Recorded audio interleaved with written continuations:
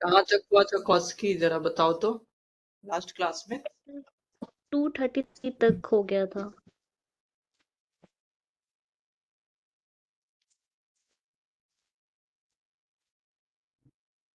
Okay, 4 से पहले तक सब कुछ हो गया था। कोई डाउट वगैरह है क्या किसी को? मूवी देख लियो 4 से पहले तक वाली वीडियो। हाँ सर, देख लियो। अच्छा, कोई डाउट वगैरह? तो डाउट बाद में पूछूंगी, क्योंकि जब दोबारा दोबारा पढ़ने पे फिर डाउट अराइज होगा। अच्छा, कोई बात नहीं। यस्सी, तुम्हारी कोई डाउट है? प्रीति और यस्सी। No sir. ओके। और सर कुछ पूछना था। हाँ, पूछो सुचेता। सर वो 2 to 3 और 2 to 5 वाला बता दीजिए, दोनों कम समझ में आया। 2 to 3 और 2 to 5 मतलब पूरा सेक्शन 223 और 225 सुचेता। जी सर। ओके ओके, मैं समरी बता देता हूँ। देखो, 223 और 25 जो है दोनों बहुत ही इंपॉर्टेंट सेक्शन था और मैंने डिटेल में बताया भी हुआ था। कोई ब्रीफ में एक्सप्लेन करेगा इसको 223 को? कौशिकी करोगे एक्सप्लेन ब्रीफ में?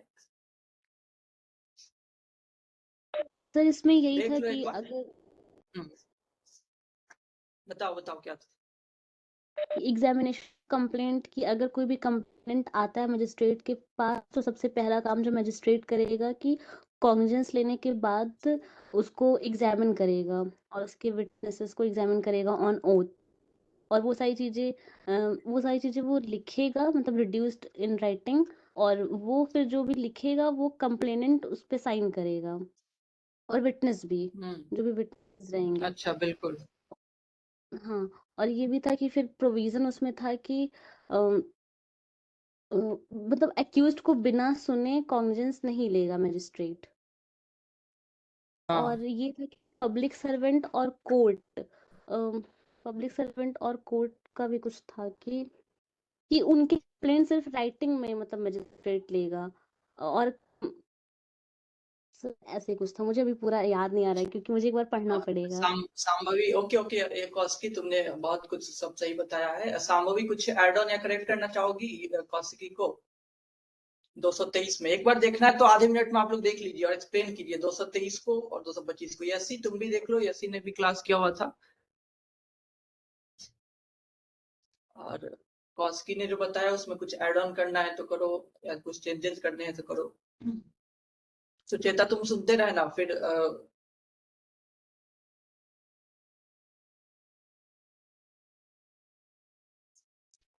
संभवी, तुम सुन पा रही हो? हाँ, मैं सुन रही हूँ सर। आपने कहा ना एक बार पढ़ के एक्सप्लेन करो, फिर मैं भी पढ़ हाँ ले हाँ, रही हूँ एक ठीक है बार। ठीक है ठीक है, पढ़ो तुम पढ़ो फिर। Okay okay.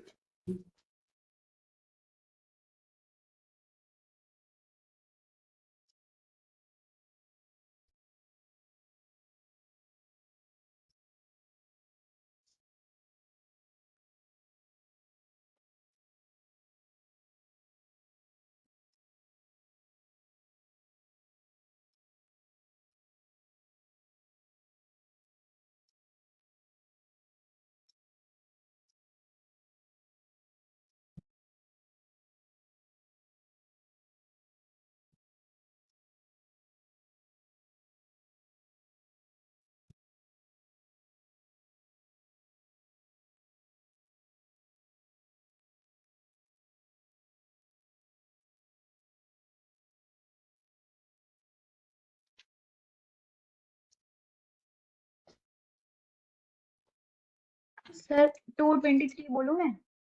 हाँ हाँ, बोलो बोलो साम।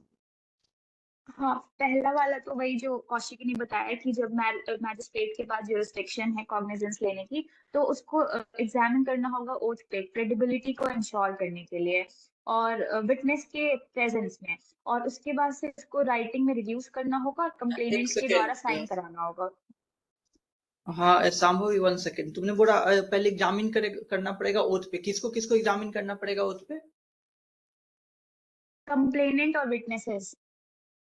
हाँ, कंप्लेनेंट और विटनेसेस को, और विटनेस के प्रेजेंट में नहीं, वो लिखा हुआ है विटनेस प्रेजेंट, मतलब जो विटनेस प्रेजेंट हो उसको एग्जामिन कर लेगा ऑन ओथ पे, ठीक है। अच्छा अच्छा, हाँ।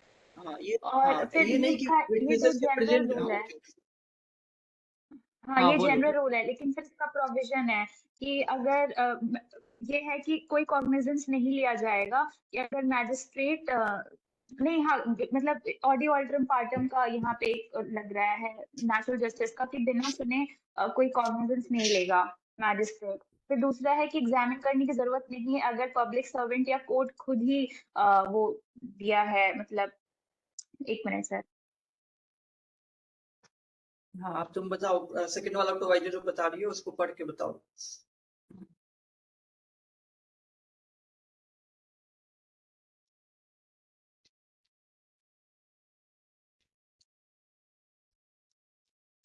तो नाक्षी तुमने हाँ, देख कि लिया हुआ अगर है पहले। हाँ बोलो बोलो। पब्लिक सर्वेंट या कोर्ट अगर कंप्लेन दे करते हैं तो मैजिस्ट्रेट को जरूरत नहीं है एग्जामिन करने के लिए कंप्लेनेंट और विटनेसेस को। और या फिर जब ये तो सेकंड वाला तो वो सेक्शन बेस्ड है कि magistrate makes over the case for inquiry or trial to another magistrate under section 212। ये थोड़ा सा सेक्शन 212 देखना पड़ेगा सर। ओके ओके, ऊपर वाला राइटिंग में था, अगर राइटिंग में हुआ हुआ है, इन लोगों ने किया हुआ है, तो फिर से एग्जामिन करने की जरूरत नहीं है। कोई बात नहीं सुचेता, तुम बेरा देखो, मैं फिर से एक्सप्लेन कर देता हूँ ब्रीफ में सबको। सामूही और कौशिकी ने सही बताया हुआ है, बट फिर भी मैं एक सीक्वेंस वाइज में जल्दी जल्दी एक्सप्लेन कर देता हूँ। सुचेता बेरा खोली हुई हो? Yes sir.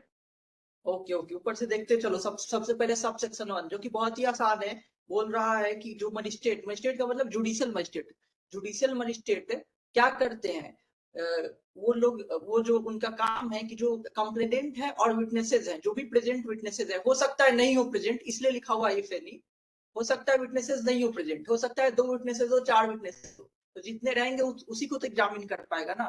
तो जो विटनेसेस प्रेजेंट है उनको, और कंप्लेनेंट को, कंप्लेनेंट जो कंप्लेन किया हुआ है वो तो प्रेजेंट रहेगा ना, तो इन लोगों को ओथ पे एग्जामिन कर लेना है। एग्जामिन करना है ओथ पर, मतलब उनसे क्वेश्चंस पूछेंगे, उसको नोट डाउन करेगा, रिटन फॉर्म में लाएगा, फिर उनसे लिखा हुआ है देखो शैल बी साइंड, उसको साइन करेगा, उसको रिड्यूस टू राइटिंग करेगा, मतलब रिटन फॉर्म में लाएगा, जो एग्जामिन किया हुआ है उसको रिड्यूस टू राइटिंग करेगा, जो क्वेश्चन पूछे हुए जो उन्होंने आंसर किया हुआ है उसको रिटन फॉर्म में लाया जाएगा, किसके द्वारा, मजिस्ट्रेट के द्वारा। फिर उसको साइन करेगा, कंप्लेनेंट से भी करवाएगा, जो विटनेसेस है उनसे भी, और खुद भी करेगा, जो जुडिशियल मजिस्ट्रेट ने किया हुआ एग्जामिनेशन ऑन ओथ, वो खुद भी क्या करेगा, उस पर साइन करेगा। तो यही सब सेक्शन 1 है इसका। उसका जो पहला प्रोवाइजो है वो कह रहा है कि no cognizance on offence shall be taken by magistrate without giving the accused an opportunity of being heard. जब तक एक्यूज्ड को अपॉर्चुनिटी ऑफ बीइंग हर्ड ना करेगा, मतलब एक्यूज्ड को भी मौका देगा। सबसे पहले सुन लिया किसको, विटनेसेस को भी सुन लिया, कंप्लेनेंट को भी सुन लिया, लेकिन कॉग्निजेंस लेने से पहले एक्यूज पर्सन को भी तो मौका देगा कि आप भी अपने बातें आकर बता दीजिए, आपका क्या पॉइंट ऑफ व्यू है इन सारी चीजों पर। हो सकता है कि उसकी बातें सुनकर लगे कि ये कंप्लेंट फ्रिवलस है, ये कंप्लेंट बेसलेस है, तो फिर वो नहीं लेगा कॉग्निजेंस। तो जस्ट टू इंश्योर दैट जो प्रोसीडिंग स्टार्ट हो रही है वो फ्रिवलस नहीं है, वो बस वेस्टेज ऑफ टाइम नहीं होगा, एक्यूज्ड को भी एक्यूज्ड को भी अपॉर्चुनिटी दी जाएगी कि वो भी अपनी बात कह दे। यही पहला प्रोवाइजो बोल रहा है कि एक्यूज्ड को मौका दिया जाएगा, वो अपनी बातें रख ले, देन कॉग्निजेंस लिया जाएगा। ठीक है, तो सब सेक्शन 1 था कि विटनेसेस को एग्जामिन करना है, कंप्लेनेंट को एग्जामिन करना है। उसका प्रोवाइजो पहला है, वो कह रहा है कि एक्यूज पर्सन की भी बातें सुन ली जाएगी, तब कॉग्निजेंस लेनी है, जब तक नहीं सुनिए तब तक कॉग्निजेंस नहीं लेनी है। यहां तक समझ आया सुचेता? जी सर।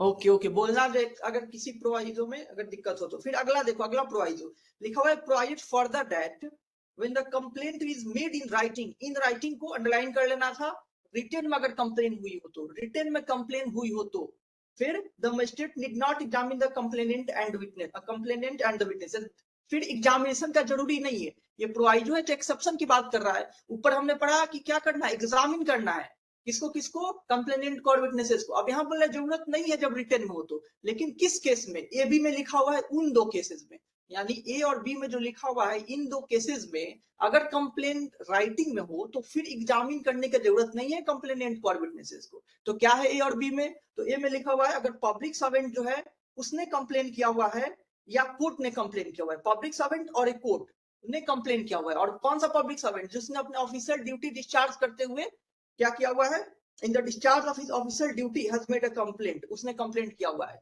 फिर क्या करनी है, एग्जामिन करने की जरूरत नहीं है, क्योंकि पब्लिक सर्वेंट या कोर्ट ने किया हुआ है तो ऑलरेडी यहाँ पे क्रेडिबिलिटी बढ़ जाती है, क्योंकि ये लोग फ्रिवलेस कंप्लेन थोड़ी ना करेंगे, दैट्स व्हाई एग्जामिनेशन की जरूरत नहीं है। फिर बी में लिखा हुआ है कि मजिस्ट्रेट मेक्स ओवर, चलो मेक ओवर का मतलब बताओ सुचेता, मेक ओवर का मतलब बताओ।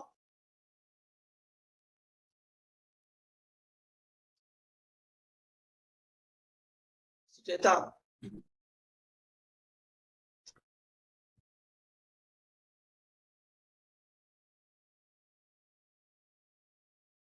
Sucheta, are you listening?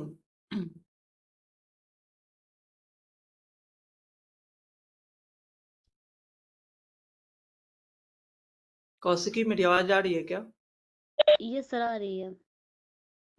Okay Sucheta, अगर नहीं पता है तो बोल दो, मैं बता देता हूँ, मतलब या पता है तो बोल दो ताकि ये लगे कि आवाज आ रही। सर निचले कोर्ट से ऊपर वाले कोर्ट को जो भेजा जाता है सर, ऐसा कुछ आप बता दें। अच्छा, उसको मेकओवर कहते हैं। कौशिकी, अगर सुचेता सही बता रही है, उसमें कुछ गलत है? नो सर, मेक में वो अपने सबऑर्डिनेट को भेजेगा, मतलब हाई कोर्ट लोअर कोर्ट को भेजेगा, ट्रांसफर करेगा case. Okay okay, yes yes, तुम बताओ, कौशिकी ने जो बताया वो सच है या सुचेता ने जो बताया वो सच है? सर जो कौशिकी ने बताया अपर कोर्ट लोअर कोर्ट को ट्रांसफर करता है मेक ओवर में। ओके ओके, बिल्कुल। मेकओवर और कमिटल का मतलब मैं मिनिमम 5 या 10 बार बता चुका हूँ हर क्लास में ही एक बार, कोई बात नहीं, फिर भी मैं फिर बता दे रहा हूँ सुचिता, जो अपर कोर्ट्स लोअर कोर्ट्स को भेजते हैं, रिफर करते हैं, केस ट्रांसफर करते हैं, उसको मेकओवर कहते हैं।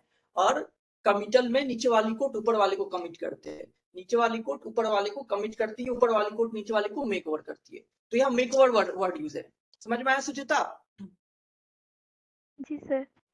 ओके ओके, तो यहाँ क्या लिखा हुआ है, if the magistrate make over the case for inquiry or trial to another magistrate under 212 में है कि मजिस्ट्रेट दूसरे मजिस्ट्रेट को दे सकते हैं। तो अगर एक मजिस्ट्रेट ने, मान लो सीजीएम ने दूसरे मजिस्ट्रेट को दिया हुआ है, या ऊपर क्लास मजिस्ट्रेट्स में भी रैंकिंग होती है, ऊपर वाले मजिस्ट्रेट्स ने नीचे वाले को मेक ओवर किया हुआ है, इन दैट केस ऑल्सो क्या नहीं करना जरूरी है, क्या नहीं करना जरूरी है, विटनेसेस को और कंप्लेनेंट को एग्जामिन करना नहीं जरूरी है। ओके, तो ये हो गया दूसरा प्रोवाइजो। क्लियर है दूसरा प्रोवाइजो सुचेता? जी सर जी। ओके, ठीक है।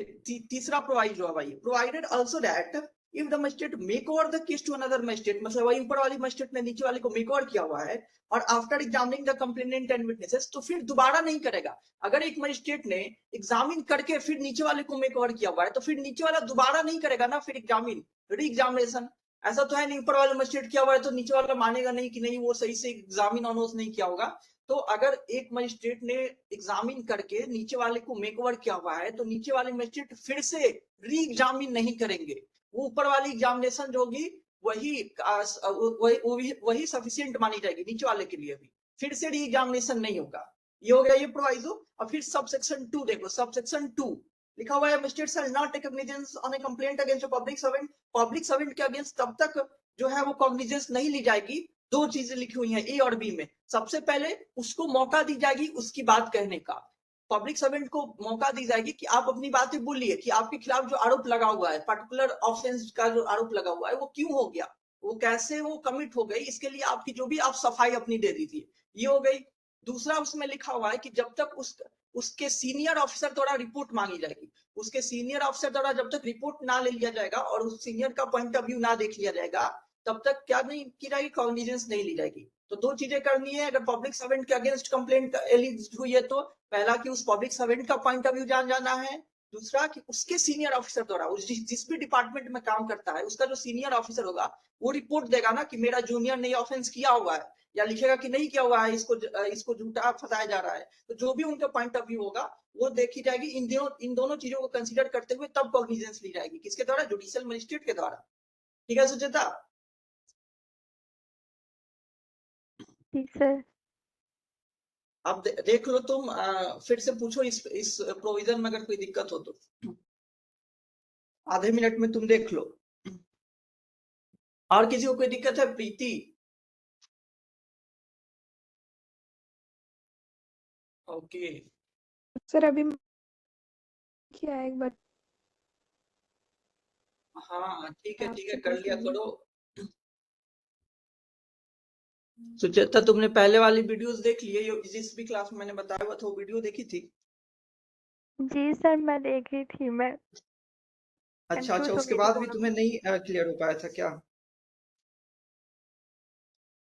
सर उस टाइम हो गया था, अभी मैं कंफ्यूज हो गई दोनों में। अच्छा कोई बात नहीं। चलो ये हो गया, तो फिर हम लोग अगले सेक्शन पे आते हैं जो तुमने पूछा। अगला तुमने बोला था 2 to 5 पोस्टपोनमेंट। जी सर। ओके तो हो गया, उस पे आ जाए।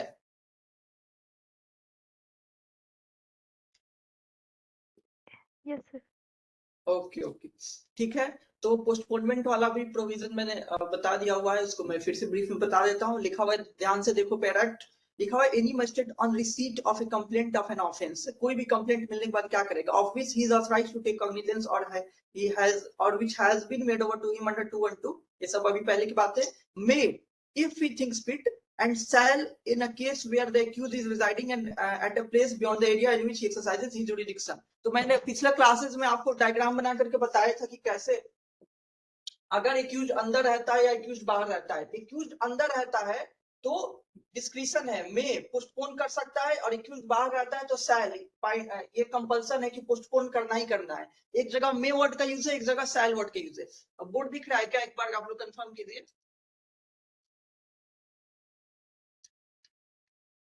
एएससी बोर्ड दिख रही है? यस सर, विजिबल है। ओके तो सुचेता देखो, अगर ये जुरिस्डिक्शन है, ये जुरिस्डिक्शनल एरिया है, अगर एक्यूज पर्सन इसके अंदर रहता है तो ये मजिस्ट्रेट का डिस्क्रिशन है कि पोस्टपोन करे या नहीं। किस चीज की पोस्टपोन करने की बात हो रही है? Issue of process. प्रोसेस मतलब सम्मन वारंट इशू किया जाता है, उसी को प्रोसेस कहते हैं। सम्मन या वारंट को इशू करने को ही प्रोसेस कहते हैं। तो सम्मन इशू करे या ना करे, वारंट इशू करे या ना करे, इसी को पोस्टपोन कर देना है। मतलब अभी नहीं करनी है, बाद में करनी है, अभी कुछ और करना है। फिलहाल जो है इंक्वायरी करनी है या इन्वेस्टिगेशन का आदेश दे देना है, बाद में जो है वो क्या करना है, सम्मन वारंट इशू करनी है। तो फिलहाल के लिए पोस्टपोन करने की बात की जा रही है। तो कह रहा है कि अगर एक्यूज जुरिस्डिक्शन के अंदर रहता है तो डिस्क्रिशन है कि पोस्टपोन कर दे या ना कर दे। मतलब अगर लग रहा है उसे नहीं पोस्टपोन करनी चाहिए, नहीं करेगा, अगर लग रहा है पोस्टपोन करनी चाहिए, करेगा। लेकिन अगर एक्यूज जुरिस्डिक्शन से बाहर रह रहा है तब तो उसको बहुत ज्यादा उसके साथ जाती हो जाएगी, उसको परेशान करना कि बाहर से हम बुला रहे हैं, बाहर रह रहा है कहीं, उसको सम्मन इशू करके हम बुला रहे हैं। ये अंदर है तो बुलाना ज्यादा जो है वो मुश्किल नहीं है कोर्ट अटेंड करना। अगर सम्मन इशू हुआ है, अगर एक्यूज जुरिस्डिक्शन के अंदर है तो कोर्ट अटेंड करना उसके लिए आसान है, लेकिन कोई बाहर से बुला रहे हैं उसको मुश्किल है अटेंड करना। दैट्स व्हाई अगर बाहर रहता है तो ये बाइंडिंग है कि उसके क्या करना है, इशू को पोस्टपोन कर देना है, प्रोसेस के इशू को पोस्टपोन कर देना है। और पोस्टपोन करने के बाद क्या करना है, ये बात आगे लिखी हुई है। सुचेता इशू को पोस्टपोन क्यों करना है, समझ में आया? कब करनी है? जी सर। अगर जुरिस्डिक्शन से बाहर रह रहा है कि उस, तो अंदर रह रहा है तो डिस्क्रिशन है, बाहर रह रहा है तो शैल। देखो यूज हुआ है बेयर एक्ट में, देखो may if he thinks fit and shall in case where the accused is residing at a place beyond the area in which he exercises his jurisdiction। जिस एरिया में वो अपना जुरिस्डिक्शन एक्सरसाइज करता है, अगर उससे बाहर हुआ रहता है तो शैल वर्ड का यूज है। फिर क्या करना है, postpone the issue of the process against the accused, postpone कर देना है। And either inquiry into the case himself or direct investigation, या खुद से उसके बाद इंक्वायरी करेगा या इन्वेस्टिगेशन करेगा। खुद से इंक्वायरी करेगा, इन्वेस्टिगेशन का आदेश दे देगा कि पुलिस जो है उसको बोलेगा आप इन्वेस्टिगेट कीजिए, या किसी और को भी आदेश दे सकता है कि आप इन्वेस्टिगेट कीजिए। और क्यों ऐसा करेगा, ये पोस्टपोन करने का मेन पर्पज क्या है वो भी लिखा हुआ है। For the purpose of deciding whether or not there is sufficient ground for proceeding, ये डिसाइड करने के लिए कि सफिशिएंट ग्राउंड है भी कि नहीं प्रोसीड करने के लिए। अभी हम आगे इसके आगे वाले सेक्शन में मैंने बताया था कि अगर पता चलता है कि सफिशिएंट ग्राउंड फॉर प्रोसीडिंग नहीं है तो क्या कर देता है कोर्ट, मजिस्ट्रेट क्या करता है। If magistrate found that there is no sufficient ground for proceeding, then magistrate क्या करता है कंप्लेंट के साथ में, बताओ यसी।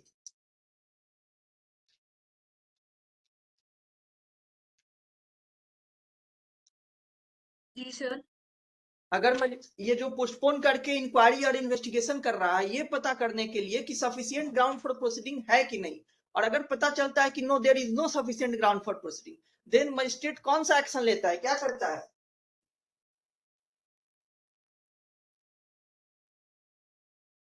सर तो वो डिसमिस कर देते हैं कंप्लेंट हाँ, को।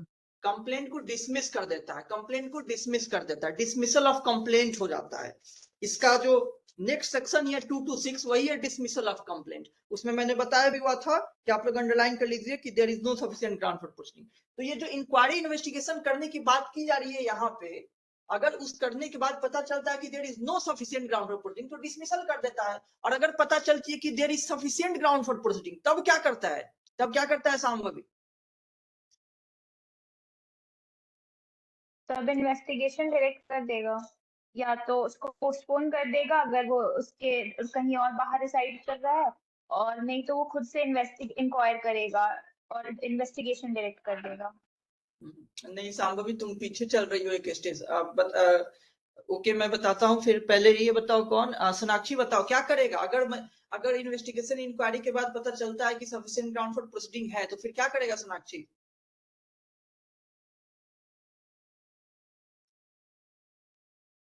सर फिर प्रोसेस इशू कर देगा।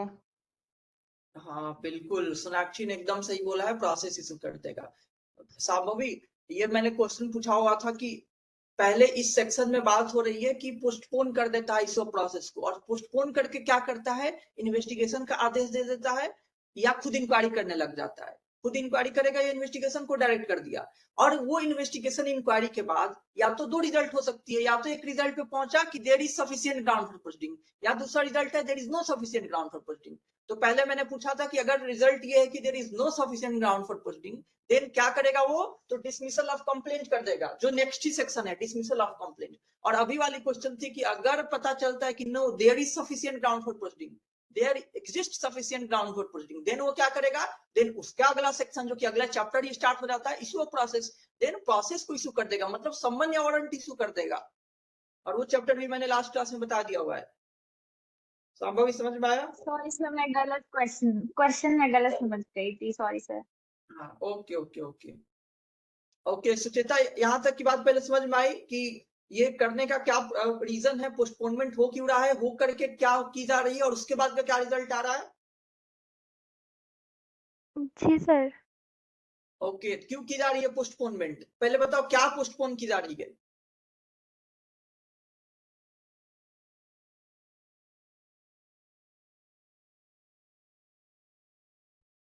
सुचेता, क्या पोस्टपोन की जा रही है बताओ? समझ में आ गया।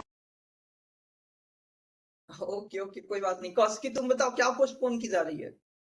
Sir issue of process postpone किया जा रहा ओके, है। और प्रीति? समन का ओके ओके, प्रीति तुम बताओ पोस्टपोन करने का क्या पर्पज है, क्या पता लगाने के लिए पोस्टपोन की जा रही है?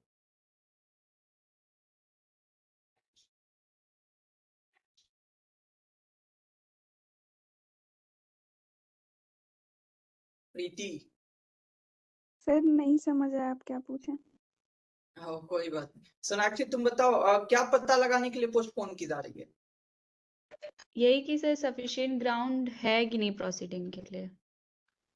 बिल्कुल, एकदम वही एग्जैक्ट आंसर बताया सोनाक्षी ने कि यही पता लगाने के लिए कि सफिशिएंट ग्राउंड है कि नहीं प्रोसीड करने के लिए। लास्ट 2-3 क्लास मिस किए अगर आप लोग होंगे, जो लोग भी, तो नहीं समझ पाए, क्योंकि यही सब बात को मैं फुल डिटेल में बार बार बताया हुआ था कि क्या ये स्टेजेस है, सब कुछ सीक्वेंस में है, सब कुछ सीक्वेंस में है। सबसे पहले प्रोसेस ना इशू करके उसको पोस्टपोन कर देने की बात हो रही है, ताकि पहले अगर पोस्टपोन क्यों कर दी जा रही है, क्योंकि ये पता लगाने के लिए कि सफिशिएंट ग्राउंड है कि नहीं प्रोसीड करने के लिए। अगर ये ना पता लगाया जाए तो क्या होगा, ना पता लगाया जाए तो बहुत सारे फ्रिवलेस केस चलते रहेंगे, एक्यूज को अननेसेसरी परेशान किया जाएगा। अगर स्टार्टिंग में प्रोसेस इशू कर दिया जाए, एक्यूज आ गया और एक्यूज 2-4 बार बुला लिए, फिर पता चल रहा है कि नहीं कुछ है ही नहीं केस में, इसमें तो प्रोसीड ही नहीं करना चाहिए था, तो नाजायज में कोर्ट का भी टाइम वेस्ट हुआ, एक्यूज को भी परेशान किया गया, पैसे भी खर्च हुए, रिसोर्सेज खर्च हुए कोर्ट के, और जो जिसको बुलाया जा रहा है उसको भी परेशानी हो रही है। तो सब चीज को, इन चीजों को अवॉइड करने के लिए प्रोविजन है। तो क्या है, मैं एक बार सीक्वेंस में बता दे रहा हूँ। सबसे पहले बात की गई है कि इशू ना करके, प्रोसेस को ना इशू करके उसको पोस्टपोन कर देना है, मतलब सम्मन या वारंट नहीं इशू करना है, और उसको पोस्टपोन कर देना है, मतलब टाल देना है। पोस्टपोन का मतलब टाल देना, बाद में के लिए टाल देना है। और टाल करके क्या किया जा रहा है, ये कर रहा है मजिस्ट्रेट की खुद इंक्वायरी करने लग जा रहा है, या इन्वेस्टिगेशन का आदेश दे दे रहा है पुलिस के द्वारा या किसी पर्सन के द्वारा। और उस इंक्वायरी इन्वेस्टिगेशन का पर्पज यही है कि पता लगाया जाए कि whether there exist sufficient ground for proceeding, क्या प्रोसीड करने के लिए मतलब आगे बढ़ने के लिए सफिशिएंट ग्राउंड है भी कि नहीं है, कुछ कारण है भी कि नहीं कि जिसकी वजह से प्रोसीड किया जाए। तो इसका क्या नतीजा आ सकता है, या तो हाँ या ना। तो अगर ना आ गया रिजल्ट तो क्या होगा, कंप्लेंट को डिसमिस कर देगा, क्योंकि अब प्रोसीड करने का कोई सफिशिएंट ग्राउंड ही नहीं है। तो अगले ही सेक्शन के अकॉर्डिंग क्या हो जाएगी, कंप्लेंट को डिसमिस कर दी जाएगी। और अगर रिजल्ट आया यस कि हाँ सफिशिएंट ग्राउंड फॉर प्रोसीडिंग है, ये जो भी इंक्वायरी एग्जामिनेशन एंड इन्वेस्टिगेशन जो हो रही है इसका रिजल्ट आया कि हाँ सफिशिएंट ग्राउंड फॉर प्रोसीडिंग है, फिर क्या होगी, फिर सच में प्रोसेस को इशू कर दिया जाएगा, जिसको पोस्टपोन कर दिया गया था इस सेक्शन के अकॉर्डिंग पोस्टपोन कर दिया जाएगा। तो इन्वेस्टिगेशन इंक्वायरी के बाद क्या फिर इशू कर दिया जाएगा, क्योंकि हमें पता चल गया कि सफिशिएंट ग्राउंड फॉर प्रोसीडिंग है। तो सच में बुलाएगा एक्यूज्ड को समन इशू करके अगर समन केस है तो, या समन या वारंट इशू करके अगर वारंट केस है तो। समझ में आया सबको?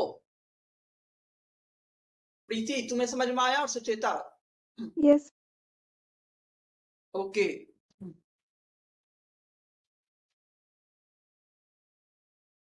ओके, ये तो मेन प्रोविजन थी। इसका जो सब सेक्शन है उसको बहुत इसका जो प्रोवाइजो है उसको भी मैंने बताया हुआ था, उसमें भी दिक्कत है सुचेता, इसका जो प्रोवाइजो है उसमें।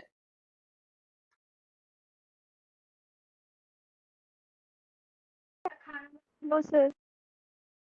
अच्छा नहीं है, ओके। अगर हो अगर थोड़ी भी दिक्कत होगी तो तुम एक बार और वीडियो देख लेना और फिर पूछना, ठीक है? फिर मैं बता दूंगा। और कोई सेक्शन में दिक्कत है?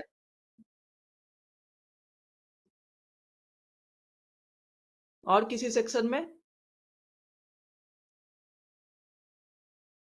सुचेता तुम्ही से पूछ रहे हैं, और कोई सेक्शन में भी दिक्कत है तो बताओ। No sir. ओके ओके, कोई बात नहीं।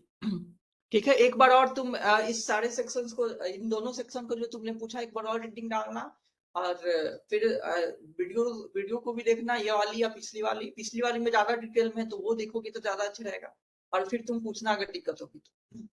चलिए हम लोग स्टार्ट करेंगे आज। क्या चार्ज स्टार्ट करेंगे? चार्ज से पहले के सारे सेक्शंस हो गए हैं। 233 हो गया था या बाकी था उसमें कुछ? ओके 233 पूरा हो गया था। यस सर, वो कंप्लीट हो गया था। ओके सुचेता।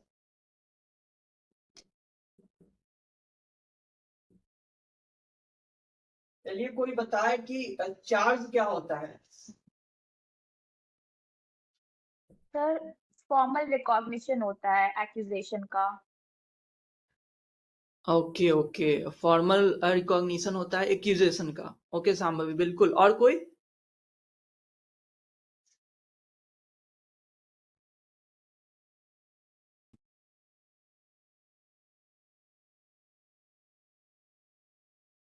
और कोई ऐसी तुम्हें क्या लगता है चार्ज क्या होता है?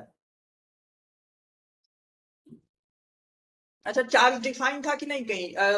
सेक्शन टू में जो डेफिनेशन पढ़नी थी उसमें चार्ज कहीं डिफाइन था? सर 2F में। No sir. Yes sir 2F। 2F। अच्छा 2F में डिफाइन था या 21F में डिफाइन था, ये बताइए। 2-1F। ओके, 2F और 21F से एक ही मतलब हुआ क्या, दोनों अलग? सर उसमें चार्ज डिफाइन नहीं था, मुझे लगता है उसमें तो कुछ ऐसे ओके बताया हुआ था। सर हाँ 2B में बिल्कुल, था। डेफिनेशन नहीं है बट डेफिनेशन क्लॉज में है, तो मैं पूछ रहा हूँ। डेफिनेटली वो चार्ज का एक तरह से वो इंक्लूसिव एक तरह का है कि क्या क्या इसमें इंक्लूड होगा, वो एग्जैक्टली डिफाइन नहीं कर रहा है चार्ज को, बट चार्ज वहाँ डिफाइंड है कि नहीं, डेफिनेशन वाले जो सेक्शन है उसमें, ये मैं पूछ रहा हूँ। यस सर 2 सब क्लास B में था। 2B में तुम Yes. सीआरपीसी का बता रहे थे? यस सर CRPC में, और इसमें 2-1F में। हाँ ओके ओके ठीक है। हाँ तो बीएनएसएस में 21F में और सीआरपीसी में बी में। तो डेफिनेटली वहां जो है डेफिनेशन नहीं लिखा हुआ है उसमें, एक तरह का इंक्लूसिव है कि कई सारे हेड ऑफ चार्ज भी आ जाते हैं चार्ज में। अगर कोई ऑफेंस के लिए, थेफ्ट के लिए भी चार्ज किया गया है, फिर एक और ऑफेंस के लिए चार्ज किया गया है, तो उसको चार्ज ऐसे बनाया जाता है कि थेफ्ट के लिए भी उसको चार्ज किया जाएगा, इसके लिए भी, मतलब चार्ज में कई हेड ऑफ चार्ज भी आ जाते हैं, चार्ज में कई हेड ऑफ चार्ज भी आ जाते हैं, वो बोल रहा है। तो that is not definition of charge. तो मैं पूछ रहा था डेफिनेशन ऑफ चार्ज, सांभवी ने बताया भी। सोनाक्षी तुम भी कुछ ऐड ऑन करना चाहोगी, क्या है चार्ज? नहीं सर, मुझे भी यही पता है कि फॉर्मल एक्विजिशन होता है। हाँ बिल्कुल, वो सही भी है, फॉर्मल एक्विजिशन होती है चार्ज। हाँ बताओ।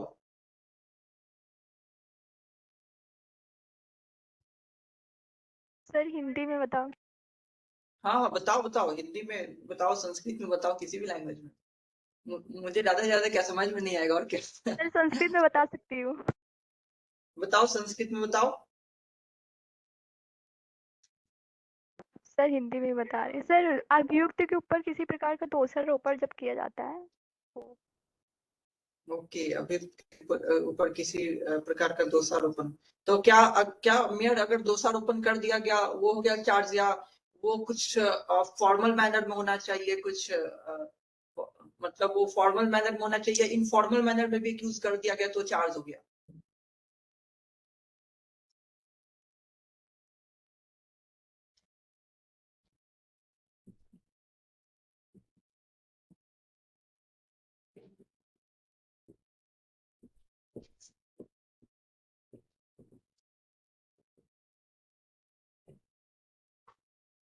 बताओ सुचेता, फॉर्मल मैनर में जरूरी है या इनफॉर्मल मैनर में भी हो जाएगा?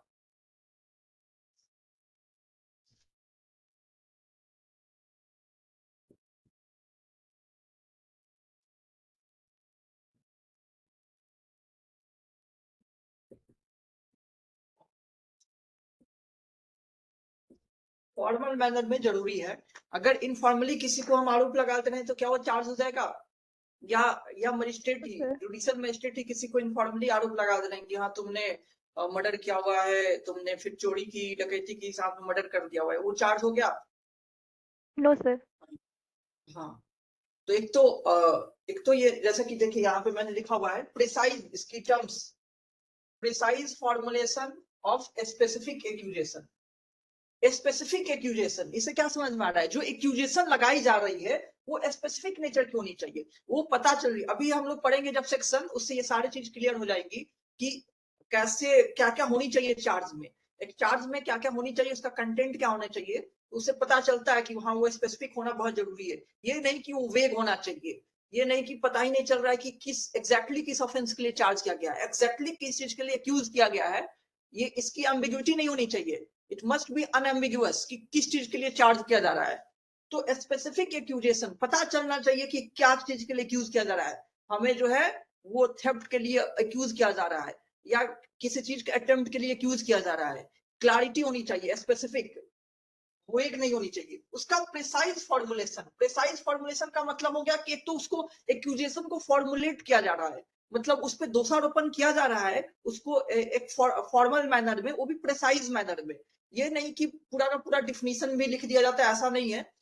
उसका जो कंटेंट है वो पढ़ेंगे तो हम जानेंगे कि ऐसी इतनी चीजें लिखनी होती है जिससे ये सफिशिएंट है कि एक्यूज के नॉलेज में आ जाए कि उसको क्या के लिए चार्ज किया जा रहा है। अगर उसके लिए एक्सप्लेनेशन जरूरी है तो एक्सप्लेन भी करना पड़ेगा।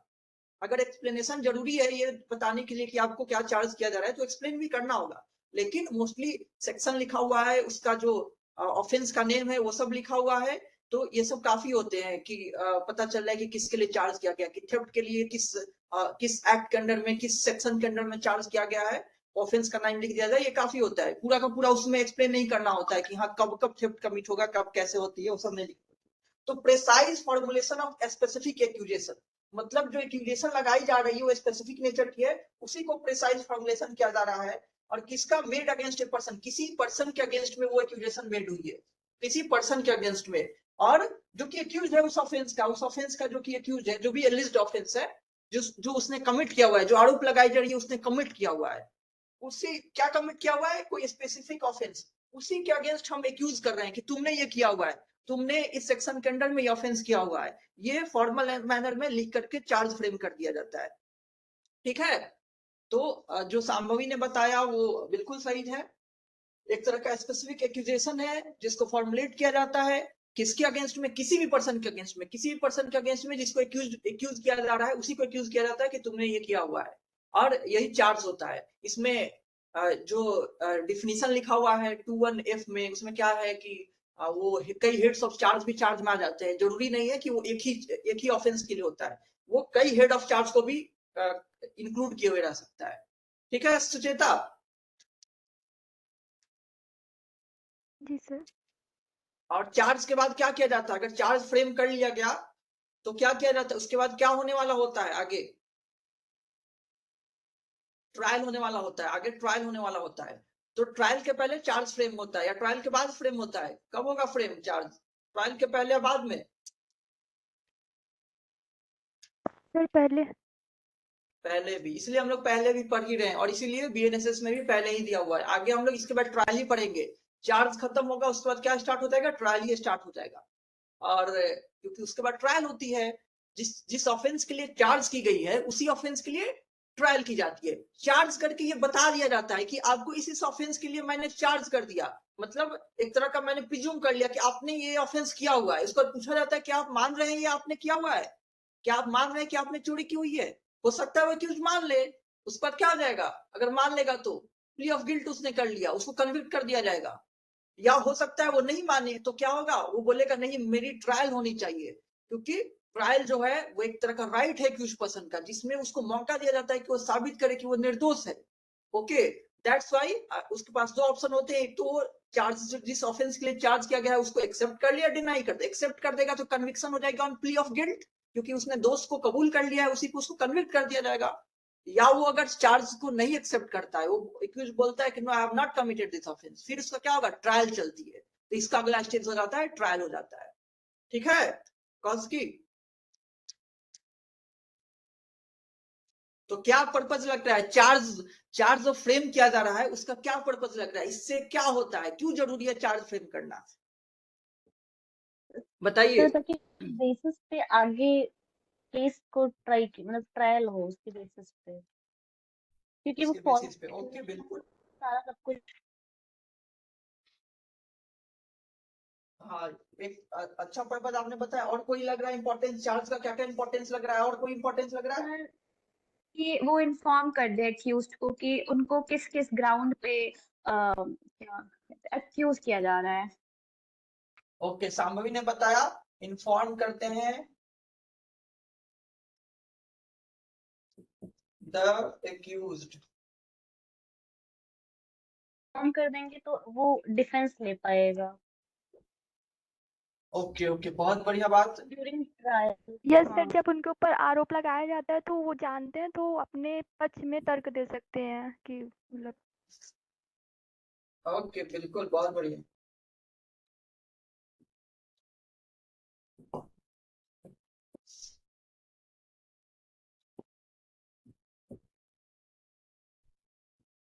कौशिकी ने बताया था it sets the stage for trial.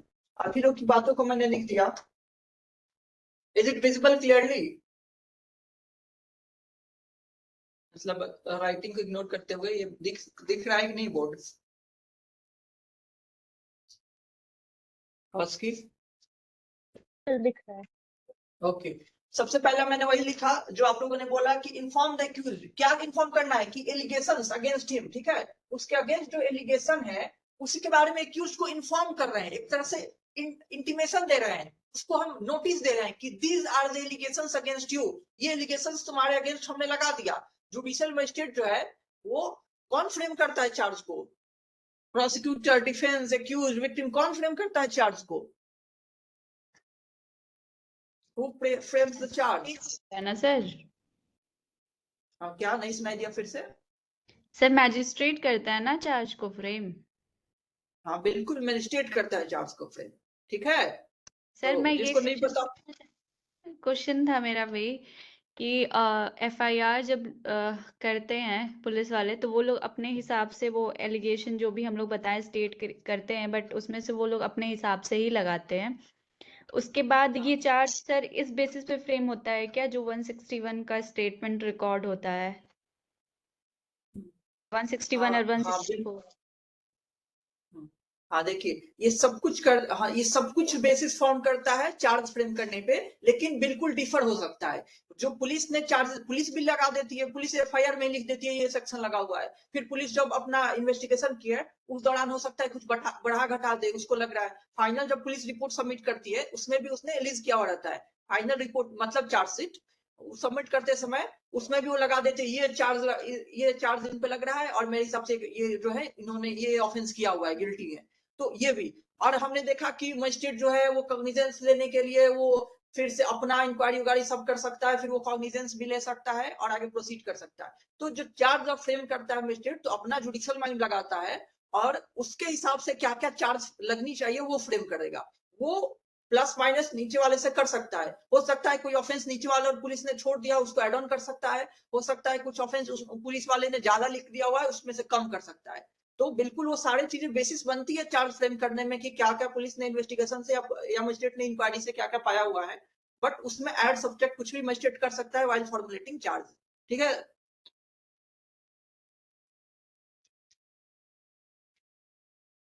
समझ में आया?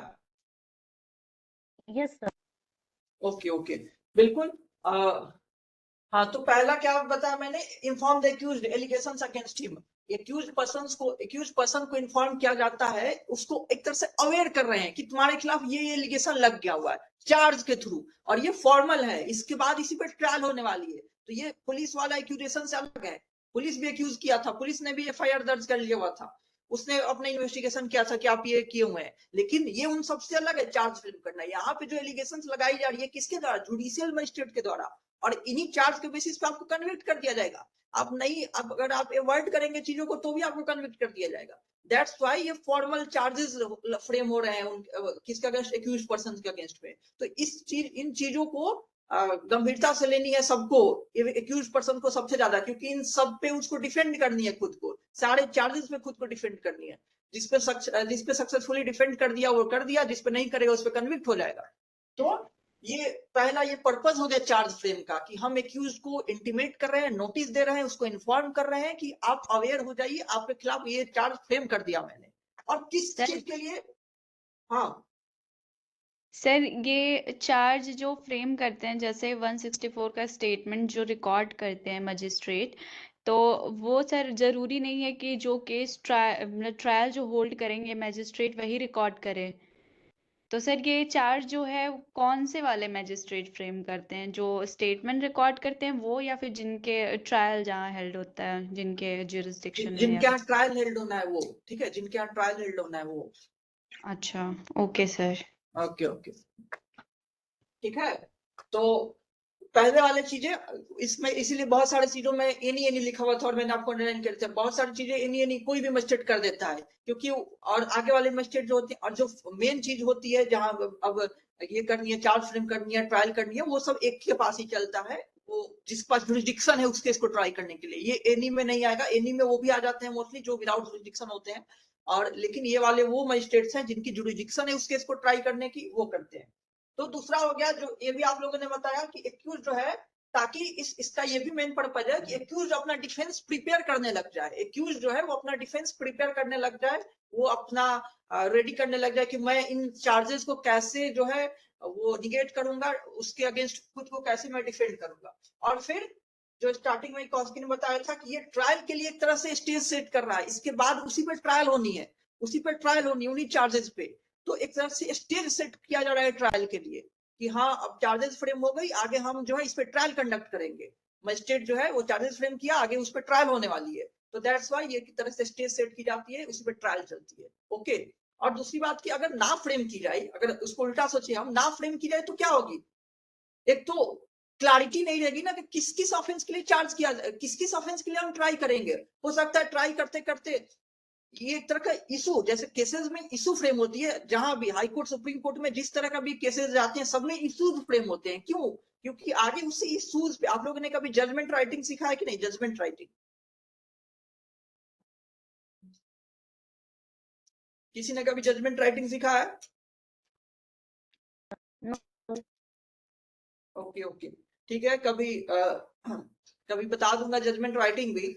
तो जजमेंट राइटिंग में एक स्टेज ये भी होता है कि इशू फ्रेम किया जाता है, इशू फ्रेम किया जाता है, चाहे वो क्रिमिनल जजमेंट राइटिंग हो या सिविल जजमेंट राइटिंग हो, दोनों ही तरह के जजमेंट राइटिंग में इशू फ्रेम किया जाता है। और इशू फ्रेम क्यों किया जाता है? क्योंकि उन्हीं इशूज पे क्या होने वाली है, आगे डील होने वाली है, उससे अलग इशू नहीं लाई जाएगी अनटिल अनलेस कोई एक्सेप्शनल केस आ जाए, उन्हीं इशू पे सब कुछ चलेगा। क्योंकि वो इशू फ्रेम करने में बाकी चीजों को देख लिया जाता है कि क्या क्या इशू बन रहा है जिसपे हम आगे प्रोसीड करेंगे। तो यहाँ भी चार्ज फ्रेम किया जा रहा है, और जो जो चार्ज फ्रेम किया गया उसी पे बस ट्रायल चलेगा, उसी पे प्रोसिक्यूट किया जाएगा। अदर ये पे नहीं, ये नहीं कि प्रोसिक्यूशन बाद में नहीं बोलेगा कि ये इसने ये अभी ऑफेंस किया हुआ है, वो आपको पहले बोलना था। ठीक है, तो जब चार्ज फ्रेम हो जाती है उसी उन्हीं चार्जेस पे आगे प्रोसिक्यूट किया जाता है। तो एक तरह का ये सर्टेनिटी लाती है आगे आने वाले स्टेज में, मतलब जो ट्रायल होने वाली है उसमें सर्टेनिटी लाती है, उसमें जो ये नहीं कि अननेसेसरी का डिस्टर्बेंस आ जाए कि हाँ ये चार्जेस कम पड़ गए, ये चार्जेस ज्यादा हो गए, कुछ और चार्जेस क्लेम की जा रही है। तो जो चार्ज फ्रेम हो गई एग्जैक्टली उन्हीं चार्जेस पे आगे ट्रायल चलेंगी। तो ये भी एक मेन पर्पज है कि एक सर्टेनिटी लाई है जिसपे अननेसेसरी डिले नहीं होगी और उन्हीं पे आगे प्रोसीड किया जाएगा। ठीक है कौस्की? Okay okay. नहीं तो अगर नहीं फ्रेम की जाएगी, स्पेसिफिक इश्यूज रहेंगे ही नहीं, स्पेसिफिक चार्जेस रहेंगे ही नहीं, तो ट्रायल में फिर दिक्कत आएगी। फिर ट्रायल किस चीज पे फोकस करेगा? ट्रायल उन्हीं चीजों पे फोकस करेगा जिन पे चार्ज फ्रेम हुई है, जिन ऑफेंसेस के लिए चार्ज फ्रेम हुई है। ओके। और अगर ओके, और डिस्चार्ज का क्या मतलब होता है? डिस्चार्ज का मतलब क्या होता है? एक टर्म होती है डिस्चार्ज का, क्या डिस्चार्ज मतलब होता है? छोड़ देना, मतलब छोड़ देना, डिस्चार्ज मतलब। ओके, छोड़ देना। और कोई? सर अगर सफिशिएंट ग्राउंड्स नहीं है तो वो डिस्चार्ज हो जाएगा, मतलब जो चार्ज फ्रेम किया जाएगा वो छोड़ दिया जाएगा, ऐसा कुछ।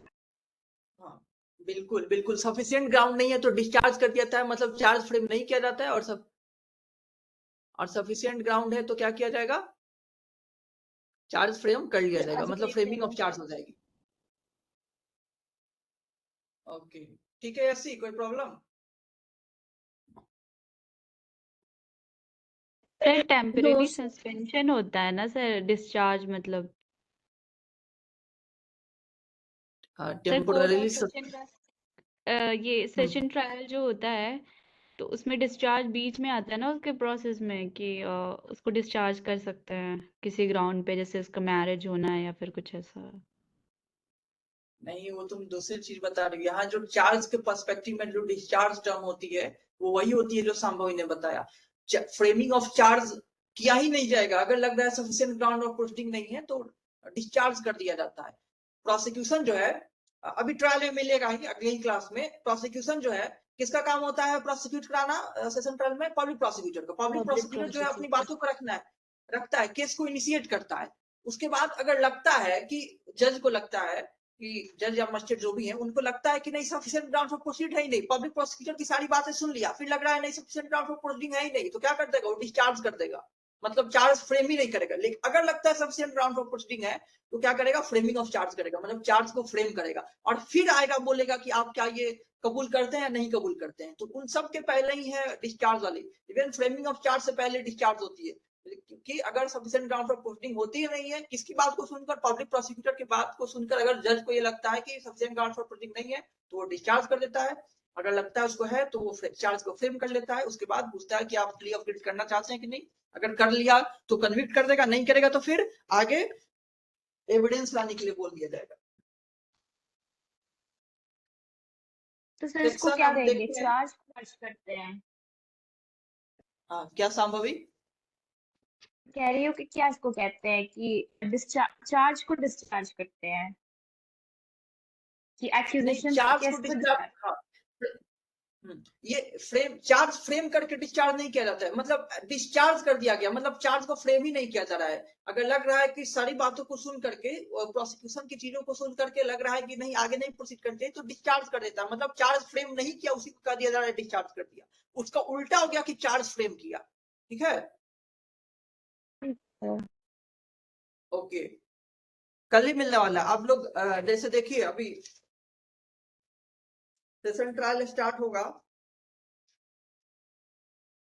250 सेक्शन 250 250 बेयर एक्ट का देखिए, सेक्शन 250 बेयर एक्ट का 249 में लिखा हुआ है opening case for prosecution. Prosecution case को ओपन करता है, मतलब वो इंट्रोड्यूस करता है चीजों को कि ये एलिगेशन सारे लगाता है किसके अगेंस्ट में, एक्यूज के अगेंस्ट में। फिर डिस्चार्ज है, द एक्यूज में prefer an application for discharge with in a period of 60 days from the date of commission of the if upon consideration of the record of the case and the documents submitted therewith after hearing the submission of the accused and the prosecution is the judge considers that there is no sufficient ground for proceeding। ठीक है, यही बात मैं बोल रहा हूँ जो ये लिखा है। अगर जज को लगता है कि sufficient ground for proceeding है ही नहीं तो क्या करेगा, उसको डिस्चार्ज कर देगा, किसको, एक्यूज को। और अगर लगता है सफिशिएंट ग्राउंड फॉर प्रोसीडिंग है तो अगले सेक्शन में चले आइए 251 में फ्रेमिंग ऑफ चार्ज कर लेता है, मतलब चार्ज को फ्रेम कर लेता है। तो इसका मतलब ये नहीं कि चार्ज फ्रेम किया उसके बाद लगा कि नहीं अब ग्राउंड नहीं आया प्रोसीड तो डिस्चार्ज किया, उसके पहले ही प्रोसिक्यूशन की बातों को और उसके एविडेंस को सुनकर उसकी चीजों को देख करके अगर लग रहा है कि नहीं है आगे बढ़ने का, अब प्रोसिक्यूशन को सुनिए बिना डिफेंस को सुने हुए, बस प्रोसिक्यूशन पब्लिक प्रोसिक्यूटर को सुन करके लग रहा है कि आगे नहीं प्रोसीड करनी चाहिए तो वो डिस्चार्ज कर देता है। और अगर लगता है कि प्रोसीड करनी चाहिए तब चार्ज को फ्रेम करता है। ठीक है सांभवी? मतलब सर जब एक्यूजेशन को रिकॉग्नाइज नहीं किया जाता है तो उसको डिस्चार्ज कहते हैं। हाँ बिल्कुल, जो एक्यूजेशन लगाई गई है पब्लिक प्रोसिक्यूटर के द्वारा उससे सेटिस्फाई नहीं होता है जज जो है तो उसको डिस्चार्ज कर देता है एक्यूज पर्सन को। सर मैं थोड़ा लिखी हूँ, आप सुन लीजिए सही है कि नहीं। डिस्चार्ज हाँ सुचेता बोलो। सर इसमें लिखी हूँ कि सर अभियोजन या अभियुक्त पक्ष की सुनवाई करने के पश्चात मजिस्ट्रेट या न्यायाधीश अभियुक्त के विरुद्ध आरोप को निराधार समझता है तो उसे उन्मोचित कर देता है या डिस्चार्ज कर देता है। यदि उसकी तरफ से हाँ अभियुक्त बिल्कुल प्रयास सुचेता, हाँ बोलो। सर और अभियुक्त पर्याप्त रूप से दंडित किया जा सकता है तो वह अभियुक्त के विरुद्ध आरोप विरचित करेगा, चार्ज फ्रेम करेगा। हाँ बिल्कुल, तुम उन्हीं बातों को एग्जैक्टली बोल रही हो कि अगर लग रहा है जज को वो सेटिस्फाई नहीं हो रहा है कि आगे प्रोसीड करनी चाहिए तो डिस्चार्ज कर देगा। लेकिन अगर वो हो रहा है सेटिस्फाई, अगर पब्लिक प्रोसिक्यूटर के बातों से, मतलब प्रोसिक्यूशन साइड की बातों से, जो तुम बोली अभियोजन पक्ष वाले प्रोसिक्यूशन साइड की बातों से अगर उसको लग रहा है कि नहीं आगे प्रोसीड होनी चाहिए तो वो फ्रेमिंग ऑफ चार्ज कर लेता है, मतलब चार्ज को फ्रेम कर लेता है। ठीक है सुचेता, बिल्कुल तुमने सही बोला हिंदी में। एग्जैक्टली वही है। ठीक है, और किसी को कोई प्रॉब्लम है? फिर हम लोग सेक्शन शुरू करते हैं।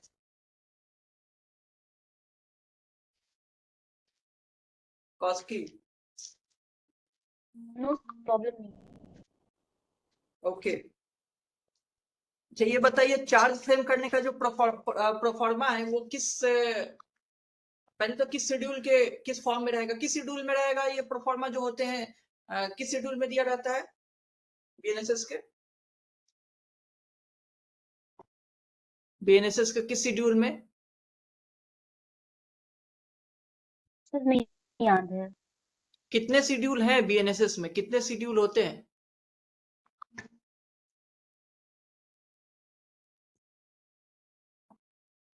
सर 2। Okay, 2 schedule. और पहला शेड्यूल में क्या है? Classification of of offences. Offence. बिल्कुल सही है, सी बहुत बढ़िया। और दूसरा शेड्यूल में क्या है? appear police appearance, notice by police appearance, notice for appearance, ऐसी है, notice for appearance by बहुत the सारे police। फॉर्म्स हैं 1 2 3 करके सेकंड शेड्यूल में। अच्छा हाँ सॉरी सर, ये मैं फॉर्म नंबर 1 का हेडिंग बोल रही थी, सॉरी। हाँ कोई शेड्यूल 2 नहीं। का फॉर्म्स है। हाँ हाँ हाँ बहुत सारे फॉर्म है, बहुत सारे फॉर्म है, ये मैंने पहले क्लास में ही सब बताया हुआ था। और जो 58 फॉर्म सर नंबर आपने 58 लिखवाया है। हाँ क्या संभवी?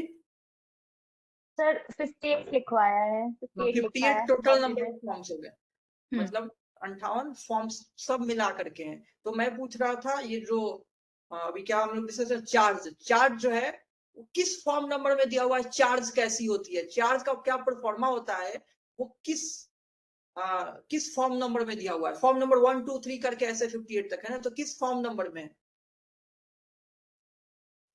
कोई बताएगा? सर मैं देख के बता रहा हूँ, फॉर्म नंबर 33 में है। हाँ बिल्कुल कौशिकी, फॉर्म नंबर 33 ये लिख लीजिए आप लोग, फॉर्म नंबर 33। फॉर्म नंबर 33 में दिया हुआ है क्या, proforma for framing of charges. Framing of charges, charge frame करने का प्रोफॉर्मा, मतलब चार्ज कैसे फ्रेम होती है, इसमें तो इस पूरे फॉर्म में वही होती है ना, कैसे क्या होती है, संबंध कैसे होती है, वर्णन कैसे होती है, उसका जो प्रोफॉर्मा है। Form number 33। अब लोग चार्ज को समझ गए, उसका ऐसे डिफिनीशन है, उसका स्पेसिफिक जो एलिगेशन है उसी का प्रेसाइज फॉर्मुलेशन है। कोई स्पेसिफिक एलिगेशन जो किसी एक पर्सन के अगेंस्ट लगाया जा रहा है उसी का प्रेसाइज फॉर्मुलेशन चार्ज होता है। Precise formulation of an specific allegation जो कि किसी पर्सन के अगेंस्ट में लगाया जा रहा है, जो कि एलिज किया जा रहा है कि उसने ये ऑफेंस कमिट किया हुआ है। ठीक है, उसका पर्पज भी आप लोग समझ गए, कई सारे उसके महत्व हैं। वो बेसिस सेट कर रहा है, स्टेज सेट कर रहा है कि उसी पर ट्रायल होगा। एक्यूज को इन्फॉर्म किया जा रहा है कि तुम्हारे खिलाफ ये चार्जेस लगे हुए हैं, ताकि वो अपना डिफेंस प्रिपेयर कर ले। और एक तरह से सर्टेनिटी लाई जा रही है कि इन्हीं चार्जेस के बेसिस पे आगे ट्रायल चलने वाली है। ये नहीं रहेगी कि बाद में कोई क्लेम करेगा नहीं ये चार्ज इस ऑफेंस के लिए क्यों ट्रायल चलाई जा रही है, इसके लिए क्यों नहीं ट्रायल चलाई जा रही है। वो सब चार्ज वाले स्टेज पे डिसाइड हो जाती है कि किस किस ऑफेंस के लिए ट्रायल चलेगी। चलिए इसी से हम लोग अब स्टार्ट करते हैं प्रोविजन चार्ज का, जो भी सेक्शन दिया हुआ है बीएनएसएस का। तो सबसे पहले 234, ये भी बहुत इंपॉर्टेंट है, यही सबसे इंपॉर्टेंट है।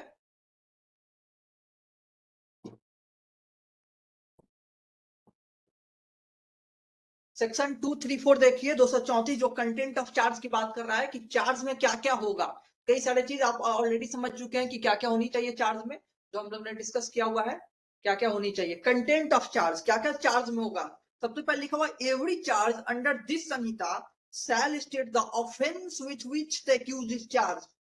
ठीक है, कंटेंट ऑफ चार्ज पहला क्या हो गया, offense with which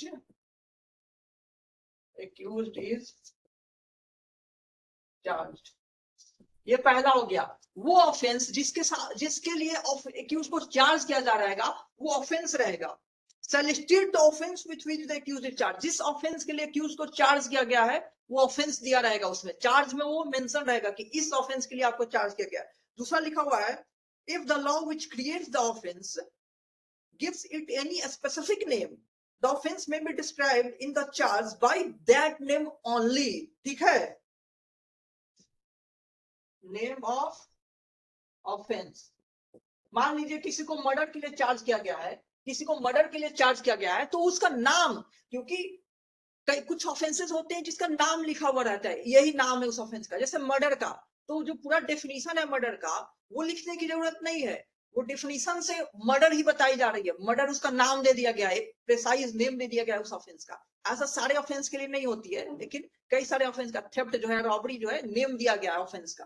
तो अगर किसी ऑफेंस का स्पेसिफिक नेम है, एलोकेट किया गया है, डेजिग्नेट किया गया है, उस ऑफेंस का नेम लिखना जरूरी है उस चार्ज में। तो name of the offence, for example जैसे मर्डर हो गया, थेफ्ट हो गया, रॉबरी हो गया, डकैती हो गया, एक्सटॉर्शन हो गया, ये सब नाम है अलग अलग ऑफेंसेस के, तो ये नाम लिखना जरूरी है। दूसरी चीज हो गई। फिर तीसरी देखिए, if the law which creates the offense does not give it a specific name, उसका उल्टा हो गया। अगर स्पेसिफिक नेम दिया हुआ है तो उसका नाम लिखना जरूरी है, अगर नहीं दिया हुआ है specific name, if the law which creates the offense does not give it any specific name, so much of the definition of the offense must be stated as to give the accused notice of the matter with which he is charged। अगर नहीं दिया हुआ है तो बताई भी मैंने ये बात की, उसके डेफिनेशन का उतना पोर्शन लिखना है, उतना उसको एक्सप्लेन करना है, जो डेफिनेशन पोर्शन है उतना तो लिखना है जिससे पता चल रहा है कि उसको किसके लिए उसको चार्ज किया जा रहा है। ये नहीं कंफ्यूजन है कि अच्छा ये ऑफेंस के लिए चार्ज किया गया कि ये ऑफेंस का। जितनी बातें लिखू ये वो इससे भी रिफर कर रही है, ये भी रिफर कर रही है, ये भी सेक्शन रिफर हो रहा है, ये भी। तो मैं किसके लिए एक्चुअली चार्ज किया गया, वो कंफ्यूजन बन गया। ये नहीं, इतना लिख देना है, इतना डिफाइन डेफिनेशन का पोर्शन लिख देना है जिससे क्लियर हो जाए कि नहीं यही एक ऑफेंस के लिए चार्ज किया गया है, इस पर्टिकुलर ऑफेंस की बात हो रही है। तो क्लैरिटी आनी चाहिए, और किसको क्लैरिटी आनी चाहिए, एक्यूज्ड पर्सन को आनी चाहिए, एक्यूज्ड पर्सन को। ठीक है, तो इतनी बातें डेफिनेशन के लिखी जाएंगी उस चार्ज में, अगर कोई नेम नहीं है तो, कि उससे उसके क्लैरिफाई आए, उसको क्लैरिटी आए कि उस पर्सन को कि किस ऑफेंस के लिए उसको चार्ज किया जा रहा है। ठीक है, तो तीसरा क्या होगा?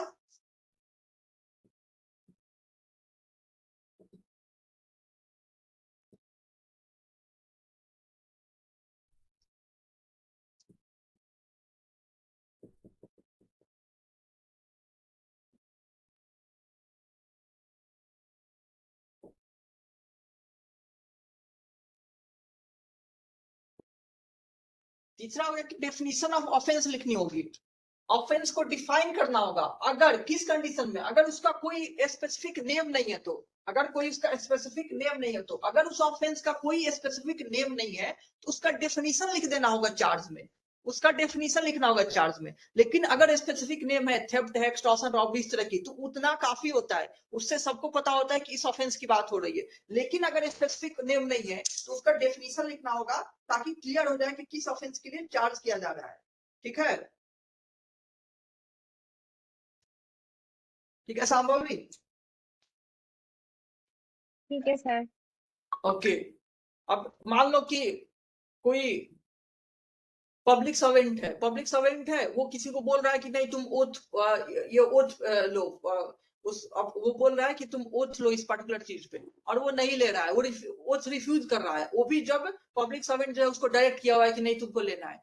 तो इसका कोई एग्जैक्ट एक नाम नहीं दिया हुआ है ऑफेंस का, कि क्या एक वन वर्ड कोई टर्म नहीं है या टू वर्ड का कोई टर्म नहीं है जिससे पता चले कि क्या ऑफेंस कर रहा है। तो इसका डिफिनीशन उतना लिखना होगा कि हाँ, he has been charged for refusing oath which has been lawfully directed by a public servant, जो कि इस सेक्शन में है। सेक्शन की बात भी अभी आगे मिलेगी कि सेक्शन में लिखना होता है ताकि वो क्लैरिटी आ जाए। लेकिन वन वर्ड चाहे टू वर्ड कोई डेफिनेशन, कोई एग्जैक्टली नेम एलोकेट किया गया उस ऑफेंस का, तो नाम काफी होता है। चलिए अगला देखते हैं। फोर्थ में लिखा हुआ है, चौथी पॉइंट है, the law and the section of the law against which the offense is said to have been committed shall be mentioned in the charge। तो क्या हो गया चौथा? बहुत ही आसान, लॉ एंड सेक्शन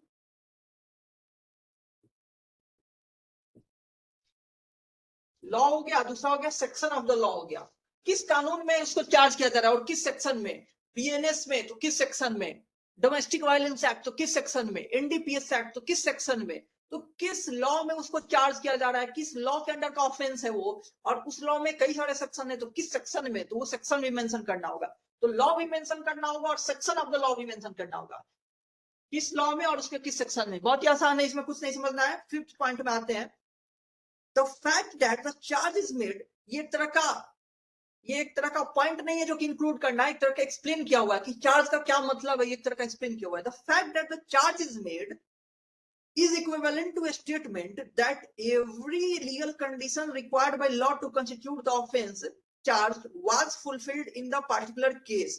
ये कह रहा है कि चार्ज किया गया है, मान लो मर्डर के लिए चार्ज किया गया है, तो ये एक स्टेटमेंट दे रहा है। क्या स्टेटमेंट दे रहा है?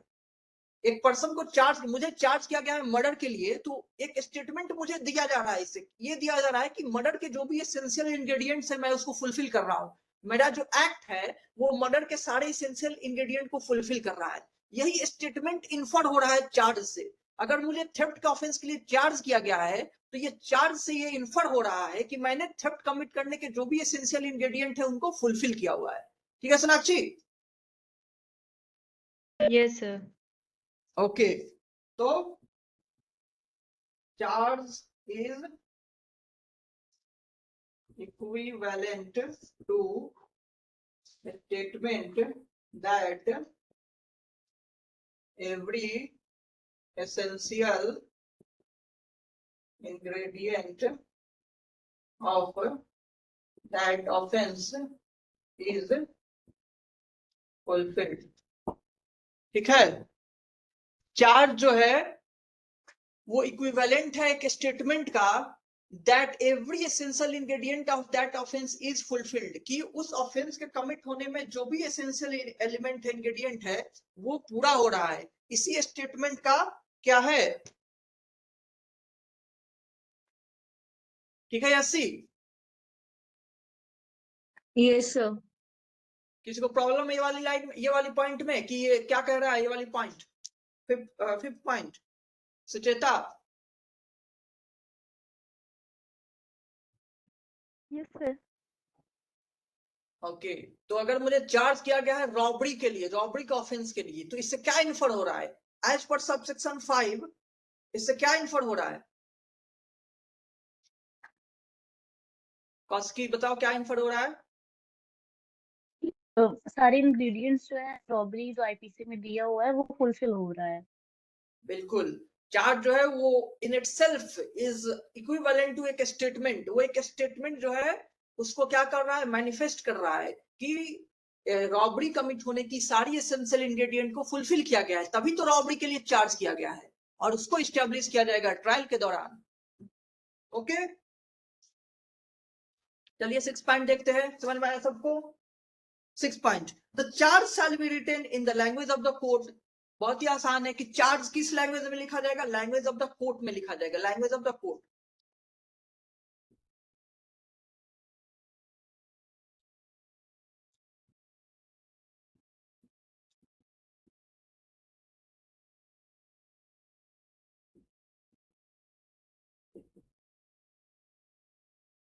कोर्ट के लैंग्वेज में चार्ज लिखा जाएगा। आगे जब हम लोग पढ़ेंगे तो बहुत आगे पढ़ना होगा कि लैंग्वेज ऑफ द कोर्ट का सेक्शन भी है, 307 जो है वो लैंग्वेज ऑफ द कोर्ट के बारे में बात करते हैं, तो वो सब अभी बाद में डिस्कस में। यहाँ पे आपको बस याद रखना है कि चार्ज जो है वो कोर्ट के लैंग्वेज में फ्रेम होती है। Charge shall be written in the language of the court, ठीक है। अगला point 7th point, 7th point जो है वो कह रहा है कि प्रीवियस कन्विक्शन का डिटेल भी मेंशन करना होगा। कई बार जो होती है कोई पर्सन जो है, मान लो मैं प्रीवियसली कन्विक्ट हुआ हूं, तो कई जगह आपको लिखा हुआ मिलेगा, ऑफेंस में लिखा हुआ मिलता है ना, बीएनएस में मिला हुआ था कि सब्सिक्वेंट कन्विक्शन पे इतना सजा होगा, इतना फाइन मिलेगा। मिलता है कि नहीं कि पहली कन्विक्शन पे इतना, सब्सिक्वेंट कन्विक्शन पे इतना, कहीं मिलता है कि नहीं ऐसा? Yes sir. Okay okay okay, तो उसी की बात कर रहा है कि अगर जो प्रीवियस कन्विक्शन है वो हुई है उस एक्यूज पर्सन की और वो रेलिवेंट है, तो वो भी मेंशन करनी होगी। तो 7th पॉइंट हो गया, details of the previous conviction. जाहिर सी बात है एक्यूज की बात हो रही है, एक्यूज पर्सन का जो प्रीवियस कन्विक्शन है उसकी डिटेल भी लिखनी होगी। एक्यूज पर्सन की जो प्रीवियस कन्विक्शन है उसकी detail.